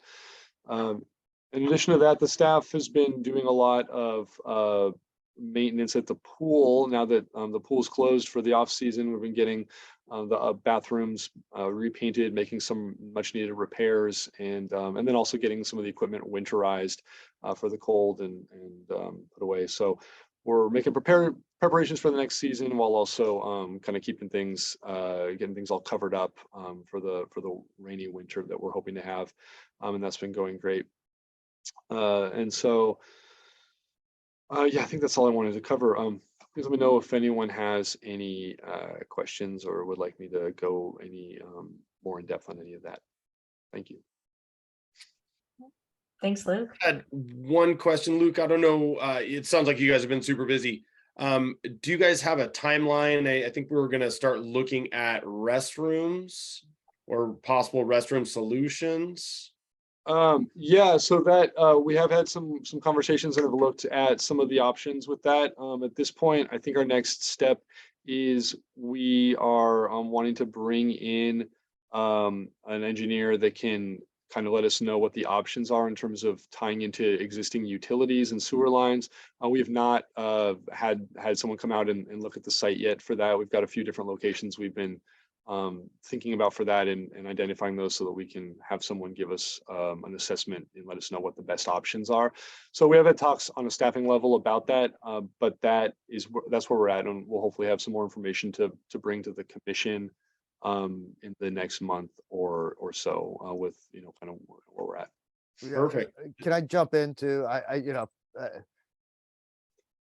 I understand that we want to bring something there, but I think I just feel I have to speak up that right now also still have a lot of things happening, and we're trying to get this maintenance facility done, and we're trying to get that done. And, Luke's been down a staff person, and it's amazing how much we accomplish with how few people we have anyway. And I understand that's something we want to explore, but to be, unless the board really wants to say, hey, we don't want you to work on something else so you can focus on that's not at the very top of the list.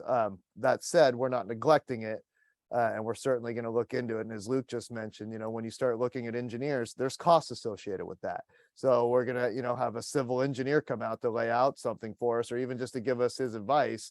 You're paying their market rates to get that. It's not, it just, it hasn't fallen off of our radar by any stretch. And Luke and I certainly do talk about it quite a bit, but we just need a little bit of time here to really be able to make some headway on that. Some of the areas we're actually thinking about where something like that might make the most sense is covered in a temporary maintenance facility right now. So it's, I guess what I'm saying is I'm asking for a little patience to let us get through some of these large things that we're right near the finish line on before we even start contemplating what I promise you would turn into another large project. Simply, pouring a slab and slapping something down and calling it done is not what this project is going to be, no matter how it's been presented. There's going to be a lot more to it, and to Luke's point, it is going to involve engineering and civils. And if this is something that you want to tie in, if this isn't something that ties into the sewer, well, then that opens up a whole nother ball of wax of it's still something that's going to need to come out and be serviced and flushed and just in the same way that a portable restroom is. There would be other service fees incurred with that. So it's important to us. We've actually have had a lot of talks about it, but I just want to ask for a little bit of leeway for us to be able to make any real progress on it, so we can get a few of these other big things just done before we start having too many things at once going here. That's really kind of the things that when you're looking at, this is why cities and companies have public works departments, and we don't have that. Totally. Hey, and let me say, if I sounded impatient, I did not mean to sound that way. I was just asking. No, you didn't kind of sound impatient, Chris. I apologize if I came out that way. I just want to temper expectations. Yeah, no, absolutely. In terms of when we're going to have some concrete information for you on this. Yeah, no, I didn't expect that you would. I was just curious, like what, just a timeline. No, Yeah. not like that's a long range one for sure. Yeah. No, I appreciate that, Chris. Thank you. Yeah, for sure. And just to report back, Commissioner Fine and I did discuss picnic tables and benches in the open space. And he's going to go back to the commission with a suggestion about maybe a trial and see how they feel about that. And then, of course, based on their recommendation, we would get something after their next commission meeting, I believe. Which is later this month. So it sounds like we have an agenda item there. Perfect timing. Yep. Good. I'll make sure that the board liaison can attend that one as well. I'll try. That's my boy. All right. No, Yeah, but, but Phil and again, I is wasn't trying busy. to snap. I was just No, saying, hey, it's totally fine. Give us some breathing space. Hey, you guys are doing a lot of stuff, and there's a lot more on the horizon for sure. We appreciate it. It's not nearly as simple as it sounds of, throw this building down here and your bathroom solution for the park is taken care of by adding a new bathroom. It does not sound simple at all. Believe me. Yeah. Great. Thank you. Okay, well then I don't really want to bring up my question, Chris. Can you add in your future, maybe even January after the first of the year, after you guys move into your maintenance facility.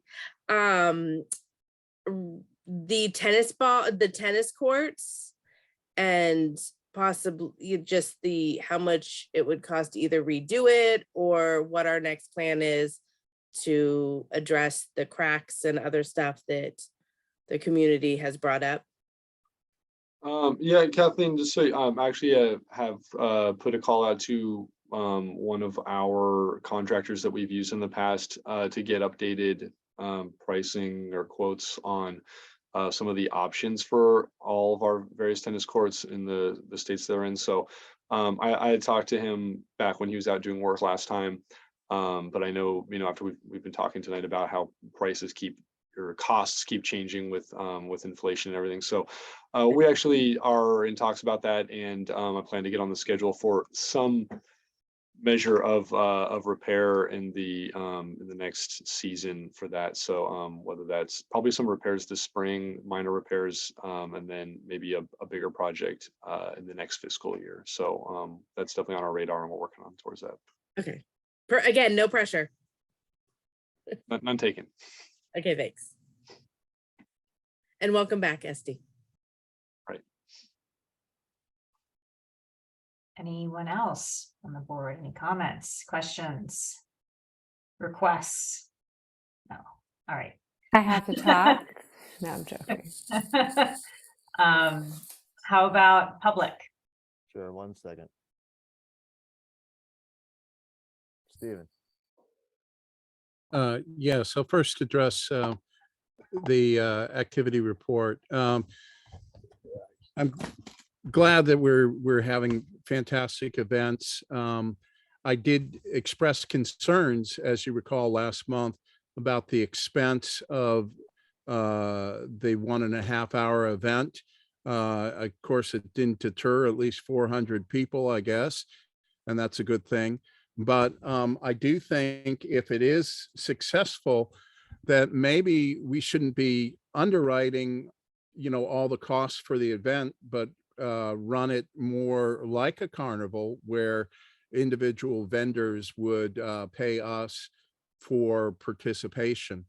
Also, I would love to see like a Halloween parade and maybe floats and that sort of thing. Halloween's big in our neighborhoods, and it's just a fantastic time of year, I think. And the other thing is, how do we define success? Well, we can define success in a couple different ways. One is, how much money did we make? But the other is how many people did we get to attend our events. And I would like particularly this event, the Halloween event, to be a bigger event where we have wider participation. I do think actually we could make money and not bear the risk for all the expenses. The way that this was priced really didn't make sense to me because it was a short event and you had a lot of things going on, a lot of labor cost. And if it was put on vendors, then we wouldn't have that financial risk. Down to the maintenance facility, it sounds like I'm sorry, the maintenance facility, the bathroom facility. It sounds like from what Eric is saying that this would be this is a very challenging project for him. And the way that he's describing it, I've heard it described in different ways. He seems to want to make things very complicated and expensive. And I got to tell you, I think we are better served by someone who is pragmatic and understands the ins and outs of business and construction cost, and can really give, guide these projects that make sense for our community. I don't know why things have to be so utterly expensive. It's not an excuse that it's a government project. It's just bad management, I'm sorry, of the project. I don't mean to condemn him in every area, but in this particular area, he's It's, lacks experience. Okay, thank you, Stephen. Thank you. can I say one thing before we move on? I actually think that Eric is doing a stellar job considering COVID, increasing prices, increasing labor prices, increasing healthcare prices, and increasing building prices, that we have managed to actually do a great job pretty much retaining staff with the small budget that we have and getting a lot done. And I object to Stephen's comments that are berating Eric. This is not, you can criticize, but the constant criticism is just character assassination, I feel like, and I'm just not here for it. We're lucky to have Eric, and I hope that he stays with us, even though he has to sit through being told that he is not able to do things, when I actually think he's very capable and has shown extreme strengths in all of these areas. So sorry, I'm really frustrated right now and the words are not coming out of my mouth. So Thank you, Siobhan. I agree. Yep. Third, agreed. Fourth. I appreciate all that. Thank you. I don't ever doubt that level of support. What I will say is, excuses of this is a government project isn't an excuse. It's actually a set of laws and guidelines that you have to follow when you do government projects. So that's the way it works. But everybody's entitled to their opinion, and that is perfectly acceptable. And I see that we have another public comment. Correct. 1 second, please. Gedge, Yes, can you hear me okay? gotcha. Yeah. Oh, great. Thanks again for letting me speak. I just wanted to, I know that, we just heard Stephen, but I would like to agree with Stephen on something and, his point about the bathrooms. I just wanted to say that I have a lot of experience in porta potties. I've spent a lot of time there over the years. I work in construction, and there's lots of stuff to read inside there sometimes. And I think that it would be a good idea. I know, Eric, you'd mentioned that it's a long-term project to think about getting bathrooms put over there, but I think there's a nice line, a kind of an available area over behind the fence on the like kind of near the Quietwood area over by the horseshoe pits. We could kind of line maybe like 3 or 4 porta potties up over there for like a year or two while we're kind of figuring out what the permanent solution is. But I think that would be a good solution to the porta potty or the bathroom issue that I know has been raised. And I'm sorry I missed the Halloween party. It sounded like an awesome event, but I'll be sure to go there next year, and looking forward to porta potties over in that part of the park. So that's all I have. Thank you very much, and really enjoy the meetings and look forward to contributing again in the future. Thank you. Right. Thanks, Gedge. Appreciate your contribution and hope you will keep coming back to our meetings.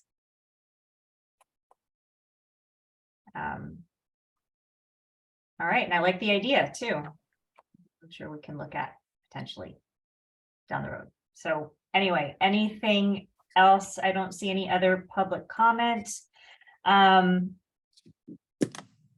Board member items of interest. Request for future agenda items.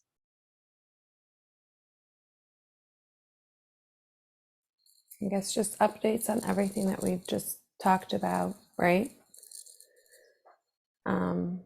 And then next month is going to be for who's president. So that should be on the agenda next month.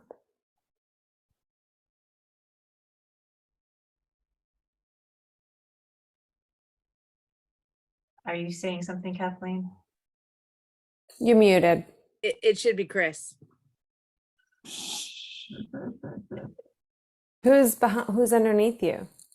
Lisa's doing a great job. She's directly below me. She is directly below you. She's in my Alice. screen. Alice in And my that's why I Brady was going Bunch. like this, because he's to my right on my screen.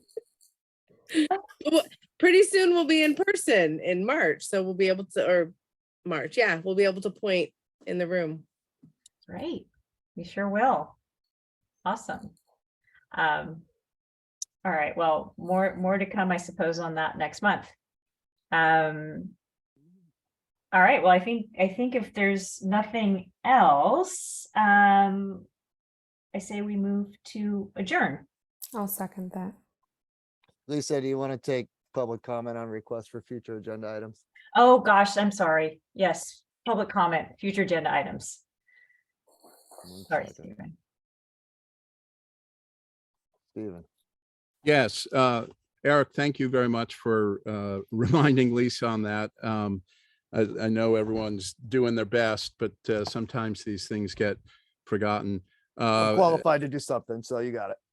You are qualified to do things, and I really, it does bother me that I can't comment on some areas that I think need improvement, and also compliment you on others. I mean, we all have skills and areas of strength. It's kind of frustrating to me that in commenting on my comment, I was personally attacked, which is really, I think, very unfair. And I would appreciate at these meetings if we could follow the rules of decorum. And I'm just as happy to follow them myself, and I don't mind things being pointed out to me if I fall astray. As far as the future agenda items, I want to report, I attempted to contact every individual board member this month, and I got the following response. Lisa called me right back, and we had a very nice conversation. I had a nice conversation with Kathleen as well on her front lawn, and I thought it was very helpful. I contacted Chris. Chris wrote back to me that he didn't think he needed to talk to me because my concerns were going to be addressed. Well, I guess, he reads my mind or something, but we never did get that conversation. I've had other conversations with Chris, and I hope this was just a temporary oversight. Bill Shea did contact me one time, but then did not contact me. It's kind of frustrating to talk to Bill outside of a meeting. And, the problem with what I'd like you guys to discuss is how to interact with the 6,000 people that you represent. None of you were elected. You were all appointed. And it's kind of frustrating.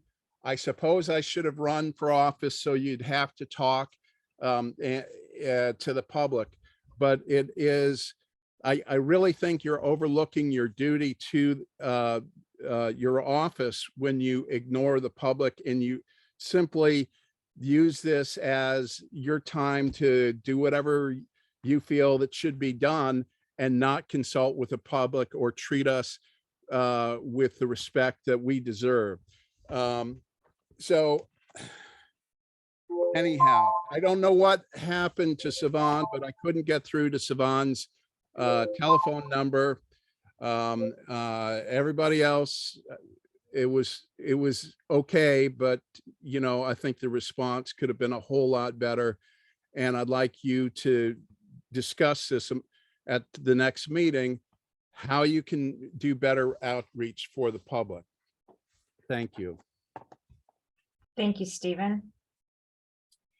All right, then if there are no other public comments, I'd like to move that we adjourn. I'll second. All right, go ahead, Kathleen. Oh, I was Good. gonna second, but then, Oh, I thought you were gonna say something. I unmuted before her. Got it. originally you had the second, so Very good. perfect. All right, Ladies and gentlemen, thank you very much. See you next month. Right. Thanks all. Night. Thanks. Good night.